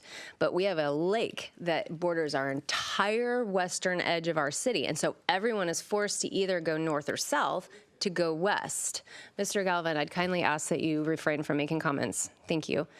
So, the question is if we need to go north and south, but you really can't add any more roads in there, and maybe you can, but I think they'll be fairly minimal considering the built-out nature, especially on the north end of the plateau, is that we're left with dealing with the roadways that we have. And what does that look like for Sahali? Does that mean 5 lanes? What does that look like for the Parkway? We're not going to widen the Parkway. That would be so astronomically expensive from a right-of-way acquisition standpoint based on real estate values down there. And there's environmental constraints, there's, the topography. So I think it would be very hard. And that's really what I'm trying to understand is what tool. INREX data is great and it's informative, but it is not a trigger that if an application comes in and we have nothing on the north end to trigger and says, you can't have your concurrency certificate. We don't have that up on the Parkway. So that's what I need help understanding what happens to the Parkway specifically, or 244th, where we don't have that yardstick to say yay or nay. Yes, in the vein of a concurrency discussion, I don't know that I have a lot of great answers. I can't hear you. In the vein of a concurrency discussion, I'm not sure that I have any great immediate answers for you on that. I think, definitely there are going to be transportation projects. We'll be looking, of course, at any connections that are possible. We'll be looking at ITS, how we can squeeze as much capacity as possible. But ITS is only going to buy us something if you have an intersection, and we don't on the Parkway. That's that's where I'm going with this. This is really problematic. And so it's not that I'm trying to wholesale off, level of service at intersections, but I think we really need to look at level of service of intersections and. Yes. And what? I don't know. But we are voiding two entire arterials in our city that we need to address. And we need a measuring tool. And I think as a part of that is something I've heard definitely from Councilmember Hornish has brought up in his lack of satisfaction over having, he's kind of said this intersection level of service is very much an an interim measure. And, so I would say as a part of the TMP, one of the items we will be addressing will be what's next, what is that more innovative system that looks at, I think, to your point, intersections and. So again, within the 3-month window we're working on right now, that's not something that's feasible to achieve. But within the longer time horizon of the TMP and identifying a path forward, I think that is a very reasonable question to approach. Well, so I want to address the interim step, right? Is if we can't have level of service at intersection and to address these giant, holes that we have to look at our city, that interim step is, okay, we adopt level of service at intersections and there is no and so the entire north end of our city, essentially, with the exception of Sahali, is just abandoned from concurrency and the ability to cross-check anything that comes in. And then the moratorium comes off, development comes in, it may impact those roads, there's nothing we can do about it, and then we circle back and finally get to potentially time of travel or something else. I don't, it may be something else, I don't know. And then it's potential that we would have a lot of development applications had already come in by that time, impacting those roads, and we have no way to peel that back. And that's ultimately my concern, in not having something to cover Eastlake Sammamish Parkway and 244th. Well, the one piece I'll add on to there, and it's not going to fully answer your question, but while development does come in, you will still have the ability to build your transportation system and to plan those long-term improvements. And those long-term improvements that are needed to address development in your town center or wherever it's occurring within your city, those will still be projects that you can include on your impact fee system. And so you can charge development to help you to construct those projects. I understand, but I still come back to there's nothing to construct on the Parkway. And that's where I have some real heartburn right now. So, actually, I have Councilmember Hornish, who's been waiting here for 10 minutes. Yeah, and just to kind of say the same thing, but what I'm seeing is a little bit differently than how you're describing it, Kendra, that, yeah, certainly we can address all these issues that Mayor Malchow is bringing up under the traffic impact analysis and the TMP, but what we don't have is a tool to say, stop, we got to catch up. And that's what concurrency does for us, and I think that's why we're kind of questioning. Without that tool, we're just going to exacerbate the problem going to the north on those things that don't have an intersection LOS concurrency test. Just thinking out loud, but that's the concern. Councilmember Valderrama. Yeah, being the only council member who lives on the northern part of Eastlake Sammamish Parkway, I can bring a little bit of history back in here. All of what you raised was known 10 years ago when they were looking at doing a road improvement project here at this council, the past council before I did. And they actually found out and got on the record that you can do nothing on Eastlake Sammamish Parkway to improve it 10 years ago. King County, who I went to visit back at that time, said before incorporation, so now we're going back 20 years ago, had documented that and had reported it to this council that Eastlake Sammamish Parkway will not get more capacity out of it by the way it's built. And Redmond told us 10 years ago, you can build 6 lanes there, you might as well put a community center down there because you're not getting any more cars off. You've got that throughput up there. So this was known 20-some years ago before incorporation that King County had it. Their plans to get cars out of here was to double up Sahalli. Obviously, that presents some other problem. That was their plan. This has been well known. They said that road's failing regardless of what you do. I live there, so I feel that pain every day of what we're going to do. When we moved the issues, and that project was 10 years ago, we had 5,000 residents who came up and said that that was a waste of money and took it off the tip because they believed it to be a waste of money. So we may not like it, but that's a reality, and concurrency will not capture all of these different projects. I mean, that's what we were being shown with the Northeast 8th. This is something we're not going to be able to deal with, and it's been documented to the council and past council here as well known. I've always said that we should have weaponized SEPA. SEPA allows you to look at those intersections and there we'll have the hearing examiner be looking at what mitigations have to be done, and they look at those 7 intersections outside of our city as part of that process. That's going to have to be the help, but concurrency will not help, and we've known it, and it's been on the record for 20-some years for this city. And I'm sorry about that because I live there and I have to deal with it on a daily basis on the north, but that's just the reality. I mean, as they say in the middle, it is what it is, unfortunately, and we've got to figure out some other ways to deal with it. And we're concerned about how can Redmond alleviate by putting more parking, which doesn't seem to be in the cards for us when they're looking at it to do some alleviation. So let's look at that, and let's make sure we're going through this iterative process. Let's go through what we asked staff to do, and then as we directed staff, after we analyze it, we can look at different models, different ways. Maybe it is real-time driver experience. Maybe, as you pointed out, it'll be something new that'll come out, and then come back and look at how do we start addressing things in the future. But let's deal with what we've told them to do as expediently and as cost effectively as possible and get this moving. But if we're going to try to solve a problem King County gave up 20 years ago on, I think we're just beating a dead horse. Thank you. Councilmember Stewart. My dead horse. So I think Mayor Malchow asked this, and I guess I'll circle back a bit. So is it the SEPA review or it's my understanding that that review looks beyond the city limits. And so I think to your point, if you look northward, the question I think is, would SEPA address that, because it would look at the intersection at East Lake Sammamish Parkway and 202, and it would look at the intersection at 244th and 202. And so would that review capture the issues that additional development may create? And we would actually get it captured, just, again, not through the concurrency tool, but through some of these other tools. I think SEPA and outside of your city limits there's no guarantees. We are commenters on SEPA projects outside of our city limits. What does and doesn't happen isn't up to us, right?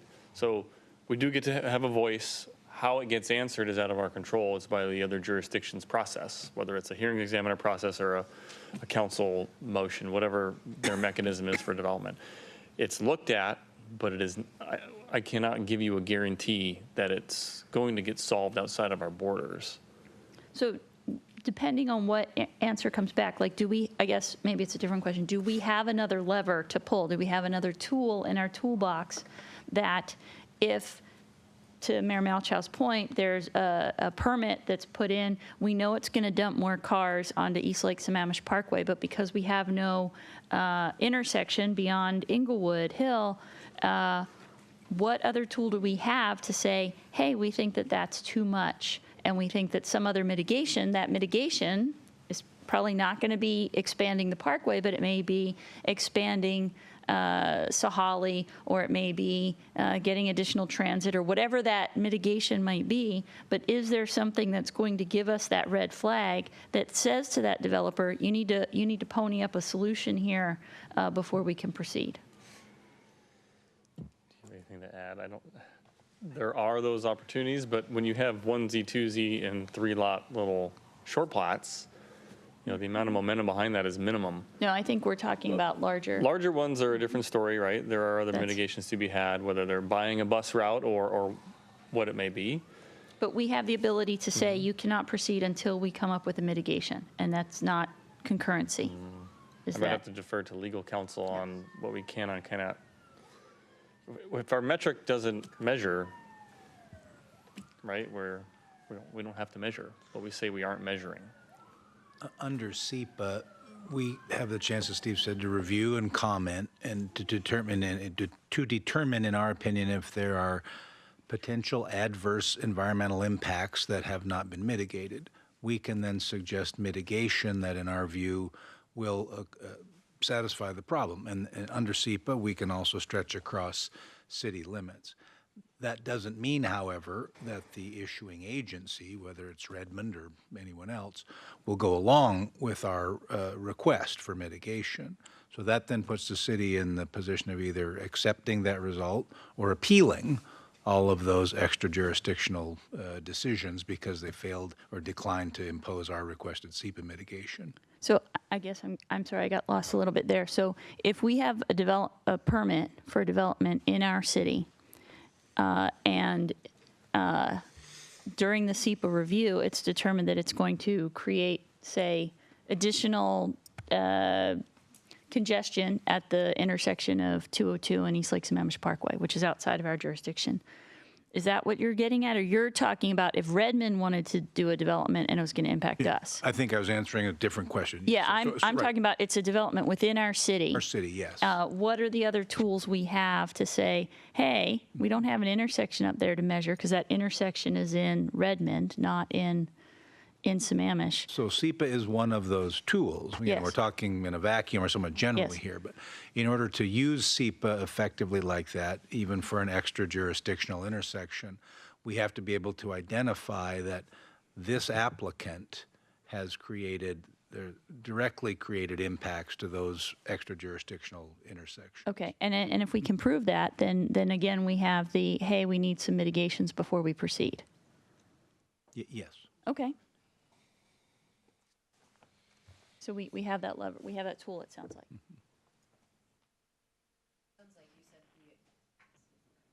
On here, that we could make comments and make suggestions for mitigation, but if it's outside of our jurisdiction, they don't have to do it. It's just as much of a tool as concurrency is. My earlier comment there, Christy, assumed apparently incorrectly that Councilmember Stewart's question dealt with an application that was out of the city. So we were not the permitting agency in that situation. Okay, so if it's going to impact the north end of the city in an intersection that's outside, but the development is inside the city limits, and we propose mitigation for that, they have to do it. There's good case law that says, yes, we can impose extra-jurisdictional SEPA mitigation conditions. But again, the link there, we have to show that the impacts we're requiring to be mitigated are directly caused by that application. Which we it's not could a do system-wide through- issue like impact fees. Right, but we could show that through the INRIX data and things like that, even if it's not built into our concurrency model. So we'd have data that we could show that there were these adverse impacts created. Right? Outside of our boundaries, the other agency then, as the lead. No, but I'm saying that the backup is in Sammamish, right? The Yes, but cars are you're talking about making- originating in Sammamish, and they're attempting to leave Sammamish, and they're getting stuck. And we have, Because of something outside of us, right? no, not necessarily, I mean, yes and no. I guess I lost the question because we were talking about Redmond as an example. Yeah, go ahead. Jason thinks he can clarify. Mike. Okay, well, I don't know if you're clarifying or making, we've got other lights on. Go ahead. Well, I was hoping to I clarify wanna what be you're able to- saying. Go ahead. I If think you're the okay with question, that, if I'm, We're just keep going whether it be, I just see, I'm just trying to speed this up because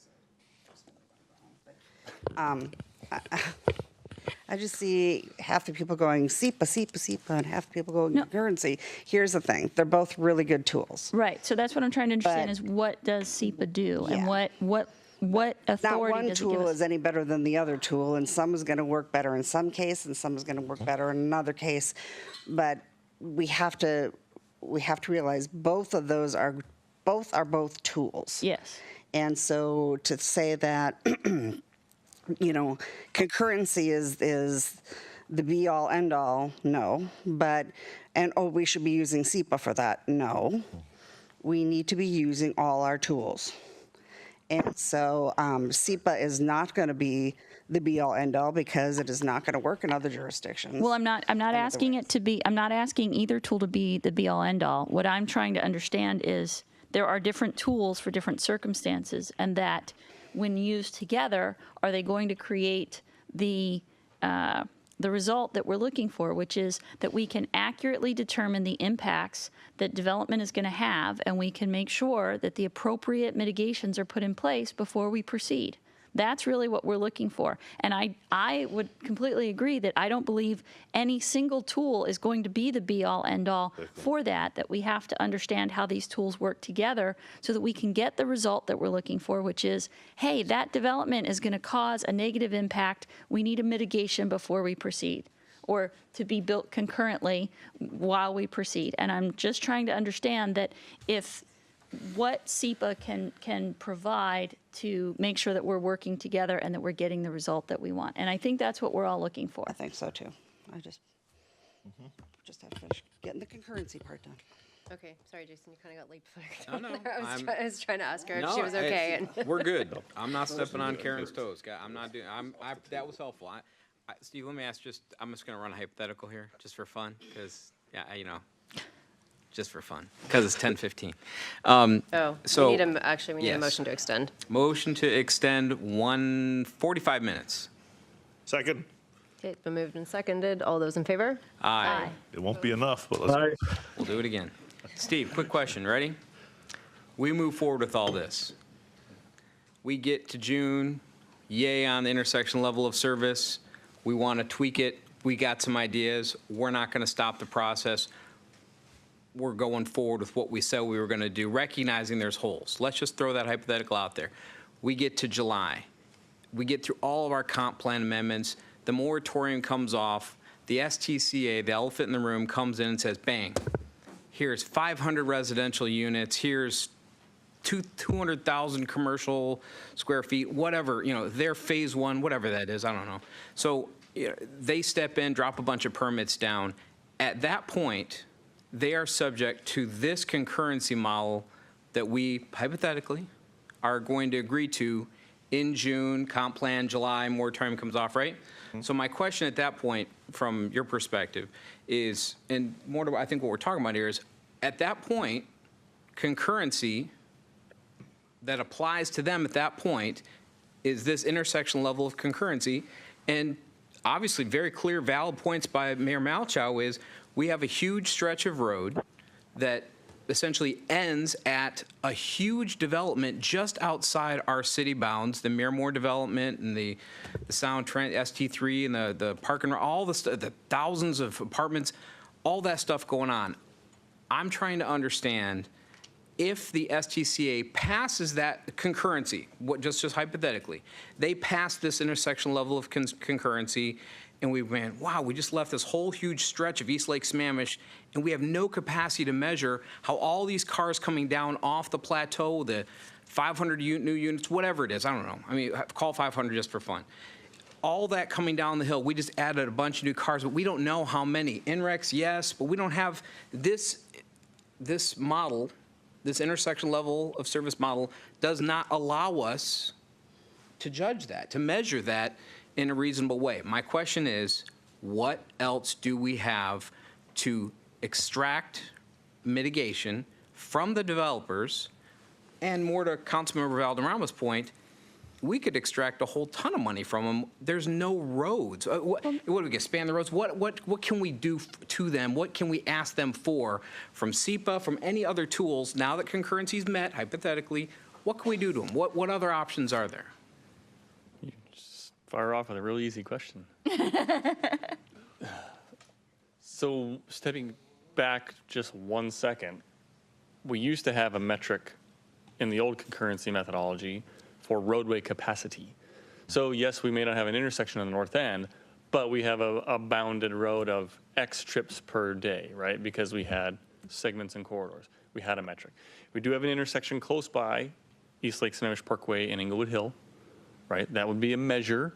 This specific elephant is, southbound of that, so somebody would have to come through that intersection to be measured. They're gonna peel off the hill on a couple of different ways too. They have opportunities. So the Parkway will capture trips. they'll go through the metric. They trip things, they have to fix them with mitigated process. If there's things down the way that they show an impact on that aren't necessarily measurable, I would defer to legal on that, but we may have some options, whether the applicant at that time is on the same page of wanting to implement them or not. Maybe it's buying 2 bus routes on the 269. I don't know, pick a number, right? Pick an option. That's there. Again, it's got to be agreeable, it's got to be supported, and then it has to be, it has to pass the litmus test through. Actually, use EDPs, Jeff, do they go through hearings examiner, or is that staff? Administrative. So they would appeal to hearing examiner? Yeah. So that there would be, I guess, of more staff to applicant action alternative to the plating process. So there is a little different dynamic. Maybe they're more amenable to that and not wanting to appeal through hearings examiner, I don't know. But yeah, there can be things. And there are seemingly far out there things that are fairly obtuse, like buying, a bus route. So there are options, but our tools are a little limited, as you are identifying in the short term here with. But SEPA's not one of them? SEPA's a tool, but again, what you measure and what the impact is looking at. If we don't have anything that says, yeah, you can't put 2,001 cars on the parkway at the PM peak, I don't have another tool in the bag, right? If we show there are other things to mitigate that, then there's ways around it, but we don't have a measuring bar down there outside of intersections at this point. I don't know Kendra, if you have bits to add. All I would add to that is that in terms of knowing, I think there was a comment made, we don't know how many, vehicles were heading down the hill. And still be doing future forecasts of that. You can still be identifying, kind of what the volume to capacity ratio is going to be along that roadway. I think the heart of the issue here is that the issue is likely not going to be fixed in Sammamish. I think has been brought up. What do you do along East Sammamish Parkway? There's not a lot we can do. The main issues are the bottlenecking in Redmond and those more regional issues as they relate to WashDOT, Sound Transit, your neighboring cities, King County Metro. So the tools in your toolbox are clearly extracting impact fees, having that money, and then working with your neighbors to come up with regional solutions. And those, unfortunately, are not fixes that are likely going to be taken care of, in the next couple of years. Those are much longer term things. And that's probably a reason why they are outside of that 6-year concurrency window. But so, I think we have to be patient, but as a part of the TMP, we're trying to give the city that really long-term roadmap in terms of what are those most important things and what are those things that are really important enough to merit you putting your own money on, to merit you as a city putting staff energy on, and to be pushing hard on over the next 5, 10, and 20 years. Yeah, and I think one thing, not pro town center or however you want to look at it, right? They will provide documentation that's going to show a commercial and employment center will probably divert trips that are leaving because they are affording the opportunity for somebody to work in town.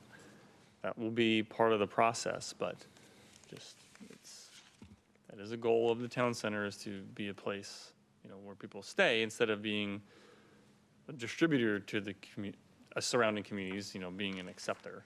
Because right now we have very little employment space or commercial space for that. Commercial is different, I get it. That's normally an after-work trip, but the employment center is an important part to consider.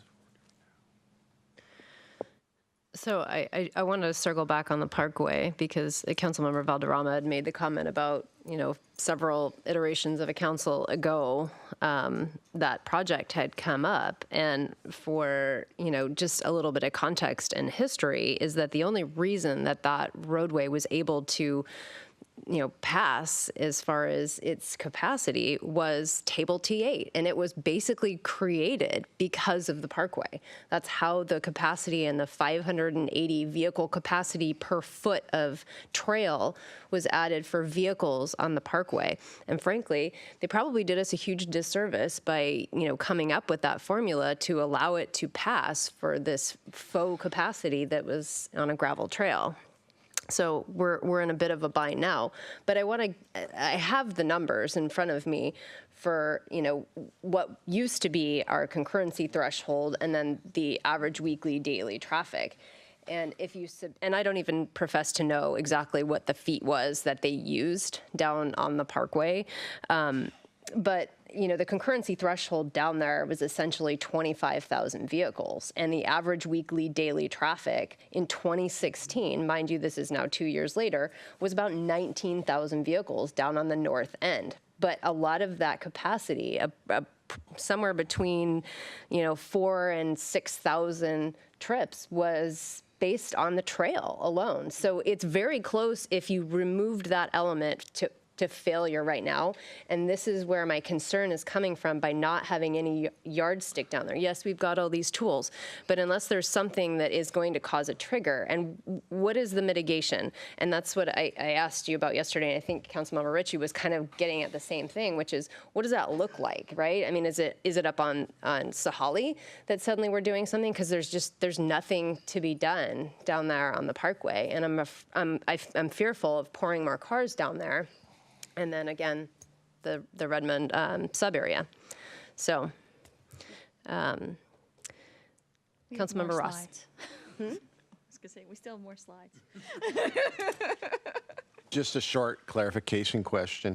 Can we have a hybrid level of service? You talked about, for example, Kendra mentioned perhaps a queue length at 36. You mentioned capacity at the Parkway. We have level of service at intersection as the base model. Can we introduce all three elements in one level of service program? You can structure your level of service program in a variety of ways, and that was, kind of some of the work we did over the fall in investigating different potential models with council.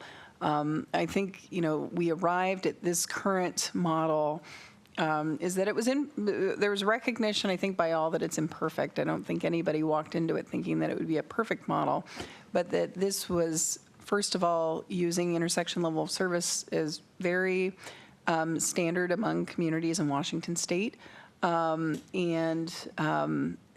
There were concerns around the way that capacity, as the mayor was elaborating, was measured in the past. I think there's a desire to eventually develop a measure that incorporates travel time, which I think is viewed as kind of the holy grail of driver experience here in Sammamish. But there was recognition that the time and cost to put together that type of program didn't really fit within our current parameters. So the recognition was that the TMP should come up with kind of guidance on how that sort of program should be established in the near future when it becomes feasible, which I think is more in kind of that 2 to 5 year time frame. Councilmember Valderrama. On the East Lake Sammamish Parkway and the history of that, as Councilmember Odell was here when this was raised originally, the table T8 was never mentioned to the council back then. Table T8, we had 5,000 residents, 30 homeowners associations in the East Lake Sammamish Parkway Coalition that came in and said they understood whatever we were spending down there, which was going to turn into $100 million, was not going to help. And so you had 30 homeowners association upset at what was going on there, knowing it wouldn't help their commutes. So it was cited by the Sammamish Review as the most wasteful project that had started coming up there. So it stopped. We were looking at a way to take it off the tip altogether.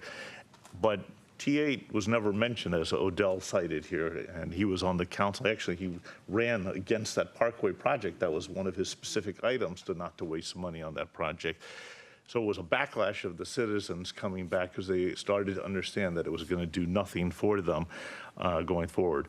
So that was a reality at that point. And I've told you the history already of King County had realized that previously. They justified it using, as you well said, the trail to go through, but the reality is that, as King County has said, we knew that this is going to failure, and there's some road projects that unfortunately we're not going to be able to fix with concurrency now. Maybe, as we've been asking here, rightfully so, are there other ways of doing it and other things to do? And I mean, we've been looking at the transportation master plan, including punching another road to the east is what something I had recommended to look at being able. Some other cities use SEPA mitigation fees that they bring in as another way of obtaining more money for development to try to get them that they can say, hey, you've got to contribute to this other project to go forward. But just to put it in its context, and as Odell had said, they were trying to deal with that council with an ugly project that they no longer knew how to deal with. Thank you. Councilmember Moran.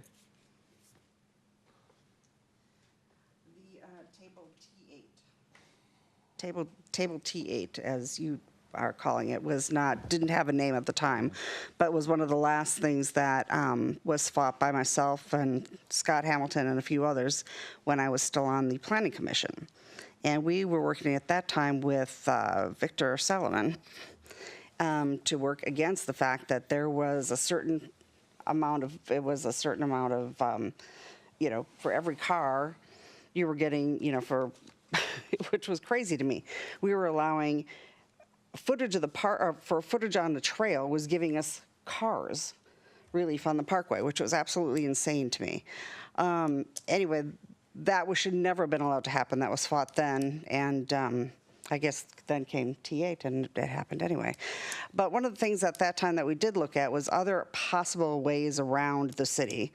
And one of the things that we were able to pull out was of course, the county always looked at 228th north-south as the main route through the city, never coming down to the Parkway. So that was found to be the other way. But then looking at 244th as secondary. And then maybe we need to go back to some of those very old routes that came out, some of those very old things that came back from the county, and pull those old maps out and look what they had. Okay, so maybe we can march through the rest of these slides. All right, 256, the next intersection, 256 Beaver Lake Drive and Issaquah Beaver Lake Road. The staff recommendation here is to install a roundabout which reduces PM peak hour delay from level of service F in the AM and D in the PM to level of service A. It has a planning level cost estimate of $1.5 million. The other option that we considered was a signal, and just here a little map just showing a signal. Obviously, roundabout not quite designed to scale here. But given kind of the footprint of this area, it is conducive to implementation of a roundabout. Okay. And the next intersection is Pine Lake Road and 230th Lane. Staff recommendation is for rechannelization and restriping of 230th, 231st. And extending the westbound left turn pocket on Issaquah Pine Lake Road. This reduces AM peak hour delay, and again, recognition, this intersection, I'll bring up the aerial, is right by the school. So this would be addressing mostly an AM peak hour delay issue. One comment, and this is similar to the prior intersection on 8th, was that the school here, instead of bell time reconfiguration, the school is actually being reconstructed to reconfigure its access. And that, we don't have specific details on how that's going to lay out, but that could dramatically improve the intersection's performance. So this $500,000 improvement is another one that we're recommending. Needs to be shown from a concurrency standpoint, but put it at the tail end of your tip to allow for kind of a reevaluation once we see how the school access is working out. Okay. And Northeast 28th and 23rd Ave with Sahalee Way. Staff recommendation here is to install a signal. This project also is a part of the Sahalee Way improvement project, but it wasn't assumed by default, just given some of the recent discussion around the Sahalee Way project. Installation of the signal would remove side street delay, which is currently at LOSF, to level of service AB. And this signal has a planning level cost estimate of $1.5 million. So this table summarizes the cost of the recommendations of staff. Together, these add up to $7.3 million in costs. So, that's not a small, that's nothing to sneeze at. And this would be added to mostly what's on the 2018 to 20, or 17 to 2023. TIP is kind of a foundation. This would be added to that. Projects that are completed or no longer needed would be removed from the list, and that's what we'd be coming back to you in June with. And then this is the same schedule that Cheryl showed you earlier in the meeting. And I think that's all we've got. It was much longer, our discussion, than the slide deck itself. Okay, I don't have any more questions. Thank you.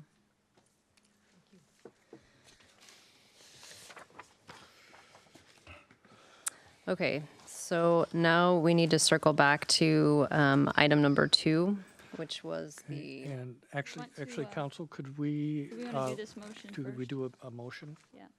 Get that out of the way? Yes, go ahead. I move that we authorize the city manager to accept the donation of parcel 342-506-9032, appraised at $200,000 from Kinderace LLC, and execute the deed and closing documents to transfer ownership to the city of Sammamish. Second. Okay, it's been moved and seconded. Any discussion? Okay, seeing none. All those in favor, say aye. Aye. Aye. Opposed? By a vote of 7-0, it passes. Great, thank you, Council. Thank you. Okay, now we'll circle back to item number 2, which is the resolution.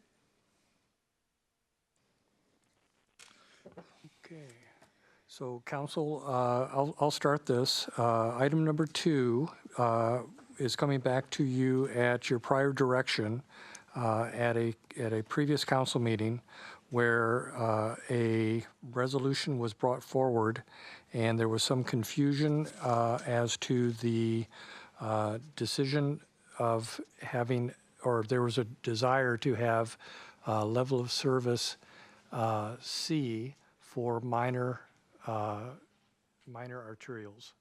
And so the the resolution that we are bringing forward that is in your packet basically just does exactly what you told us that you wanted to do. And the language is the same as in the previous discussion with just the addition of those 6 words. So that's basically my report at this point. Well, I'll speak to it since I'm the one that pulled it. But the reason I wanted to pull it is because it seemed premature to accept and have a resolution for our concurrency methodology before we actually had the discussion about what it looked like.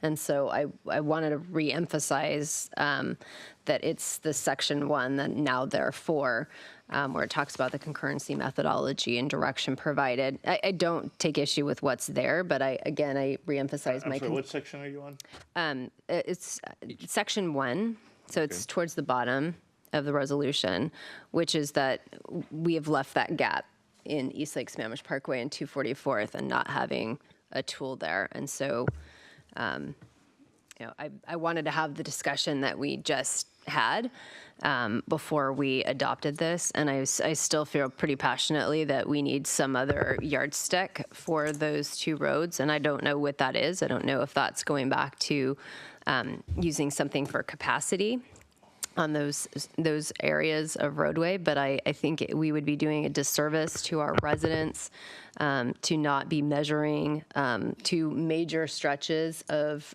roadway. I'm not asking for something intricate, but I think, again, I'm just concerned about leaving those without anything to measure them by. And I hear what you said about spending money. I totally get it. No amount of money will fix what's going on down there, but sending more cars down there won't either. It will only exacerbate the problem. And that's really my concern is finding a way to measure that. So, Councilmember Stewart. Yeah, so I think it's a great point, Mayor. In thinking about East Lake Sammamish Parkway, so Steve raised a really good point. So if you think about how cars have to get onto East Lake Sammamish Parkway there, they would have to pass through at some point the intersection at Inglewood. There are a few neighborhoods that dump onto that, but there's no real place for any major development to happen along there, right? So I'm thinking through, and maybe we can get some other input, but I feel like we actually do have an intersection that would catch that from a concurrency standpoint. So the intersection at East Lake Sammamish Parkway and Inglewood Hill Road, you're going to catch traffic that's going to head north on there, right?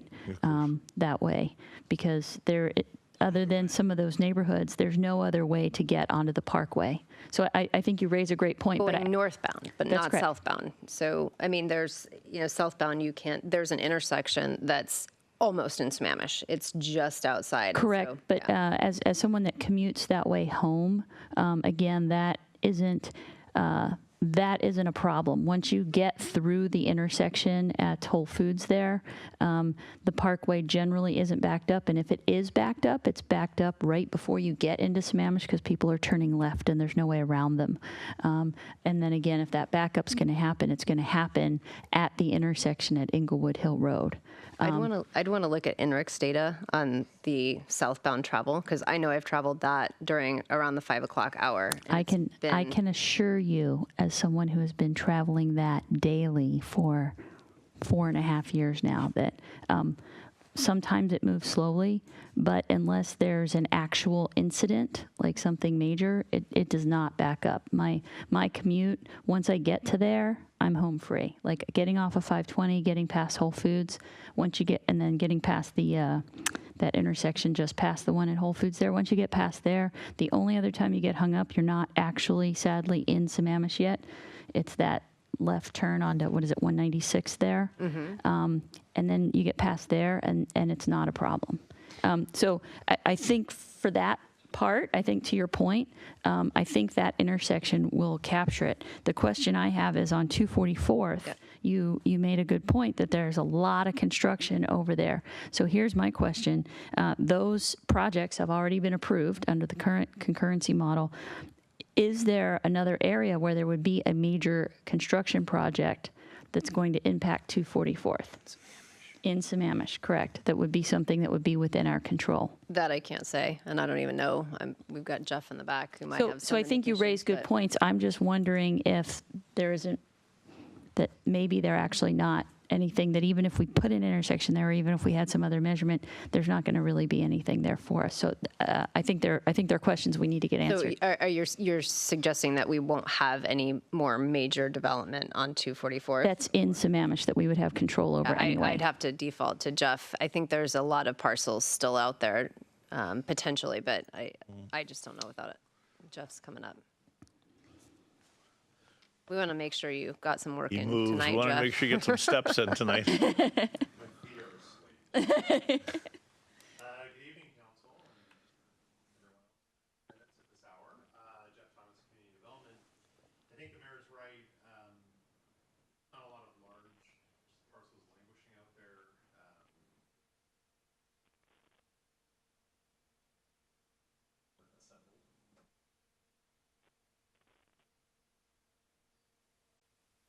Significant size up there in the future, but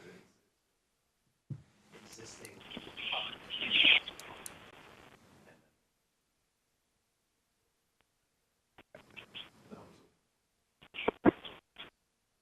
So that's obviously challenging to predict.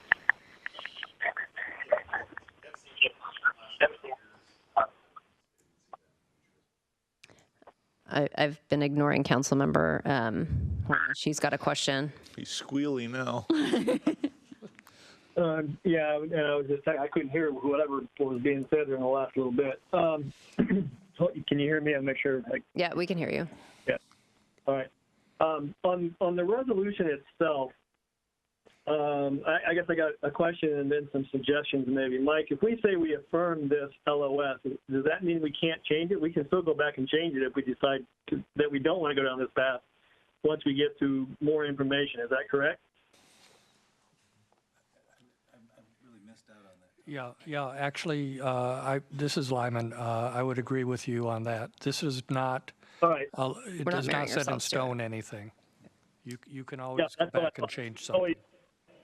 We can affirm it, but if we learn more information and we decide we don't want to do that, we could change it then.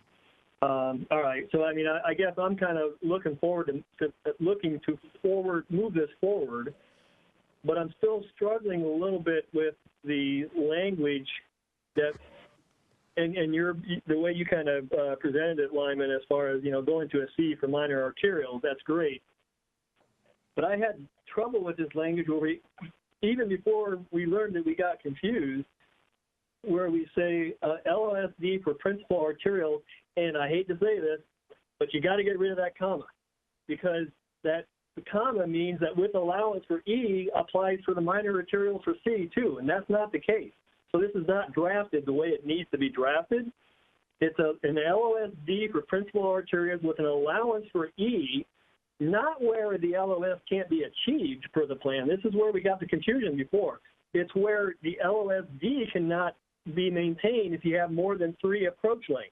That's in the comp plan. We need to be very clear here that it conforms to what we have in the comp plan, and it's not ambiguous as to what we're really adopting. So I would move that we table this, rephrase it, and come back. I would certainly second that.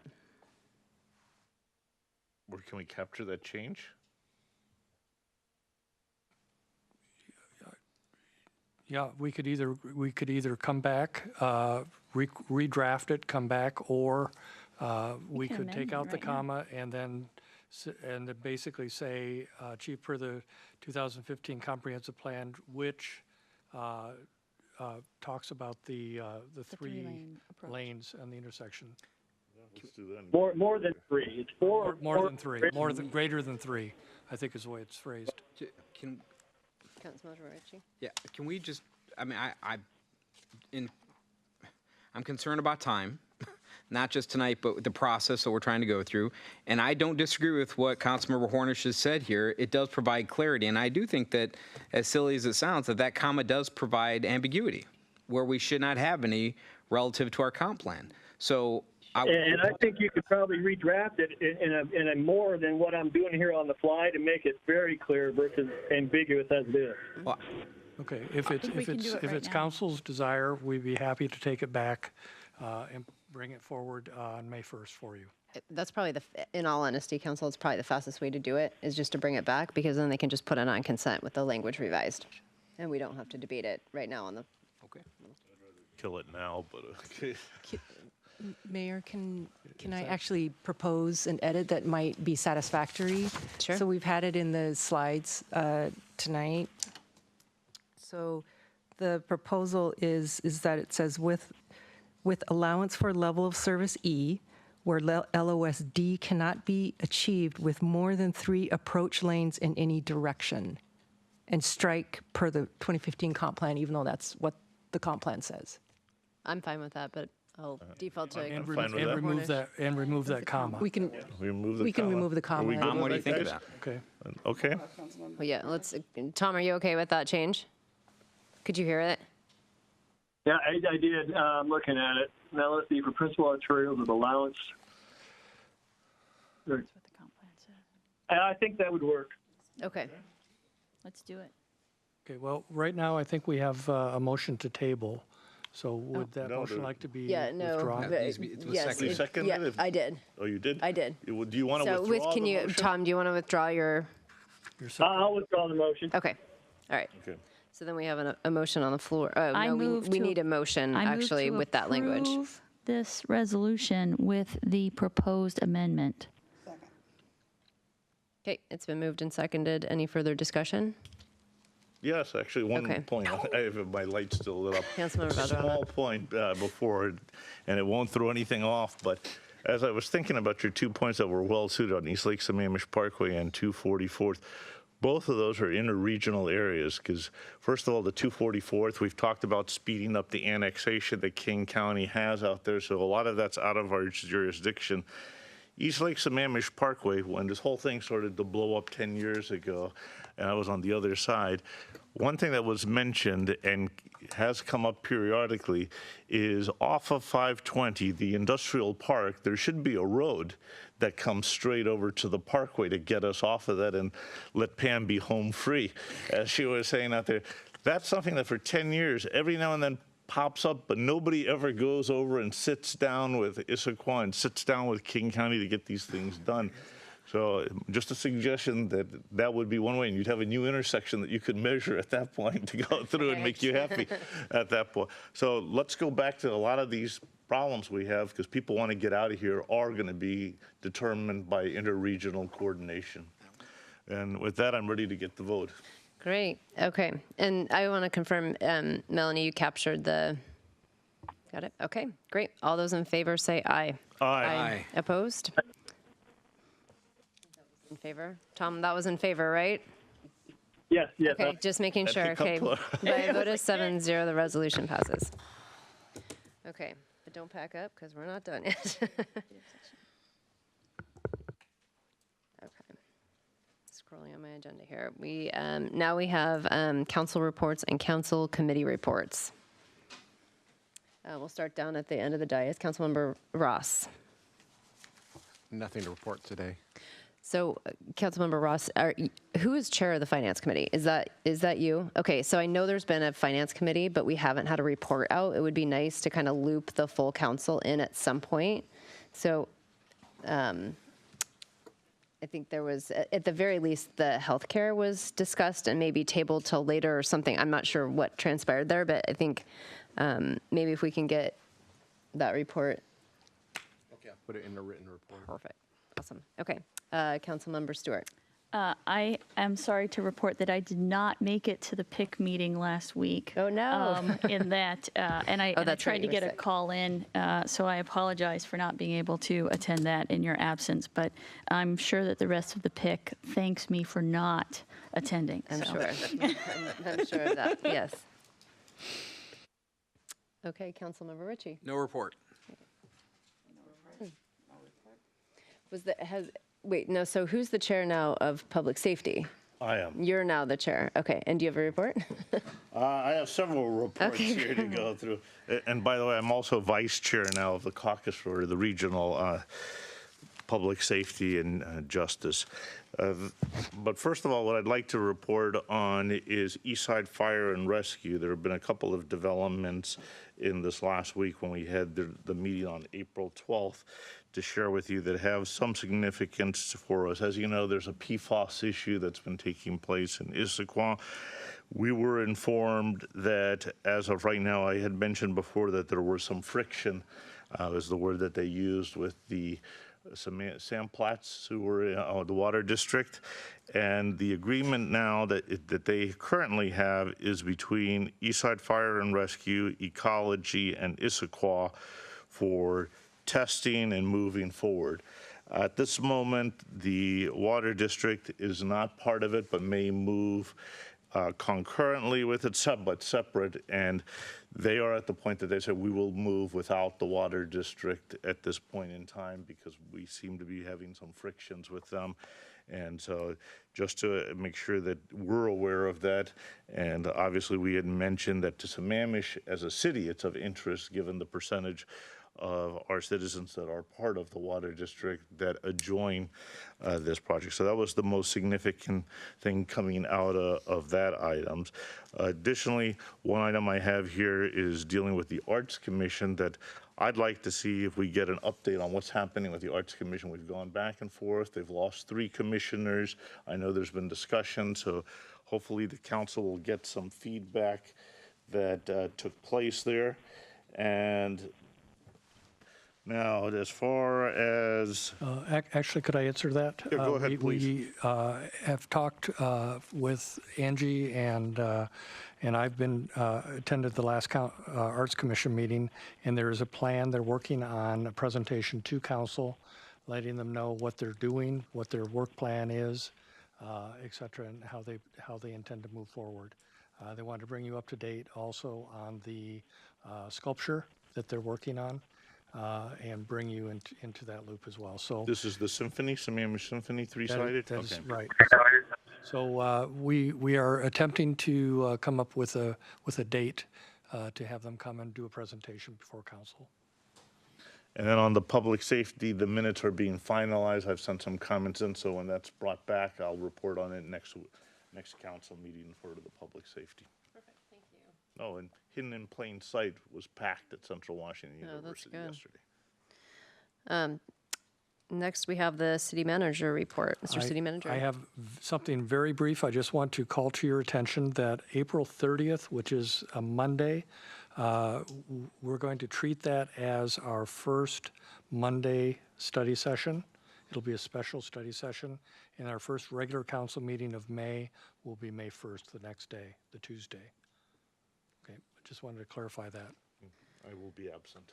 Okay. Very Thank good. you. For both? For both. Okay. We're not going to have to extend. Yeah.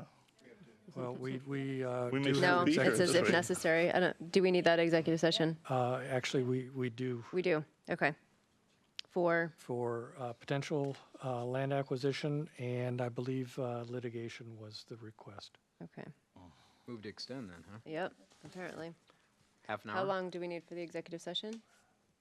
Probably, I think for the land acquisition, half an hour. Okay. So we will. Move to extend 30 minutes to 11:20? Technically, we 11:25. Let's just do that. Okay, because we're not quite. Hopefully, we'll be done. 11 what? 11:25. 11:25. All right. Okay. All those in favor of extending to 11:25? Aye. Aye. I abstain. All right, by a vote of 7-0, we'll extend to 11:25. We'll be back in 30 minutes. Do we expect action? I don't believe so. Huh? Yes? Okay, we are expecting action. Okay. Oh, yes, we are. Sorry.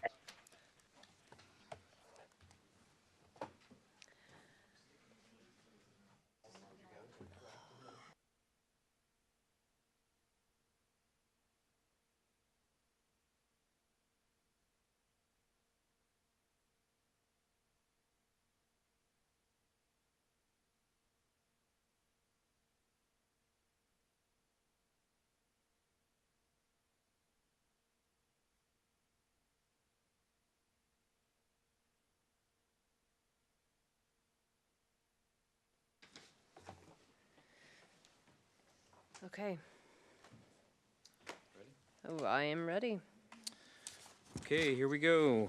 I'd like to move that we authorize the city manager to purchase a portion of real property on parcel number 332506-9027 in the amount of $477,500 plus associated closing costs for the purpose of the Southeast 4th Street project right-of-way. Second.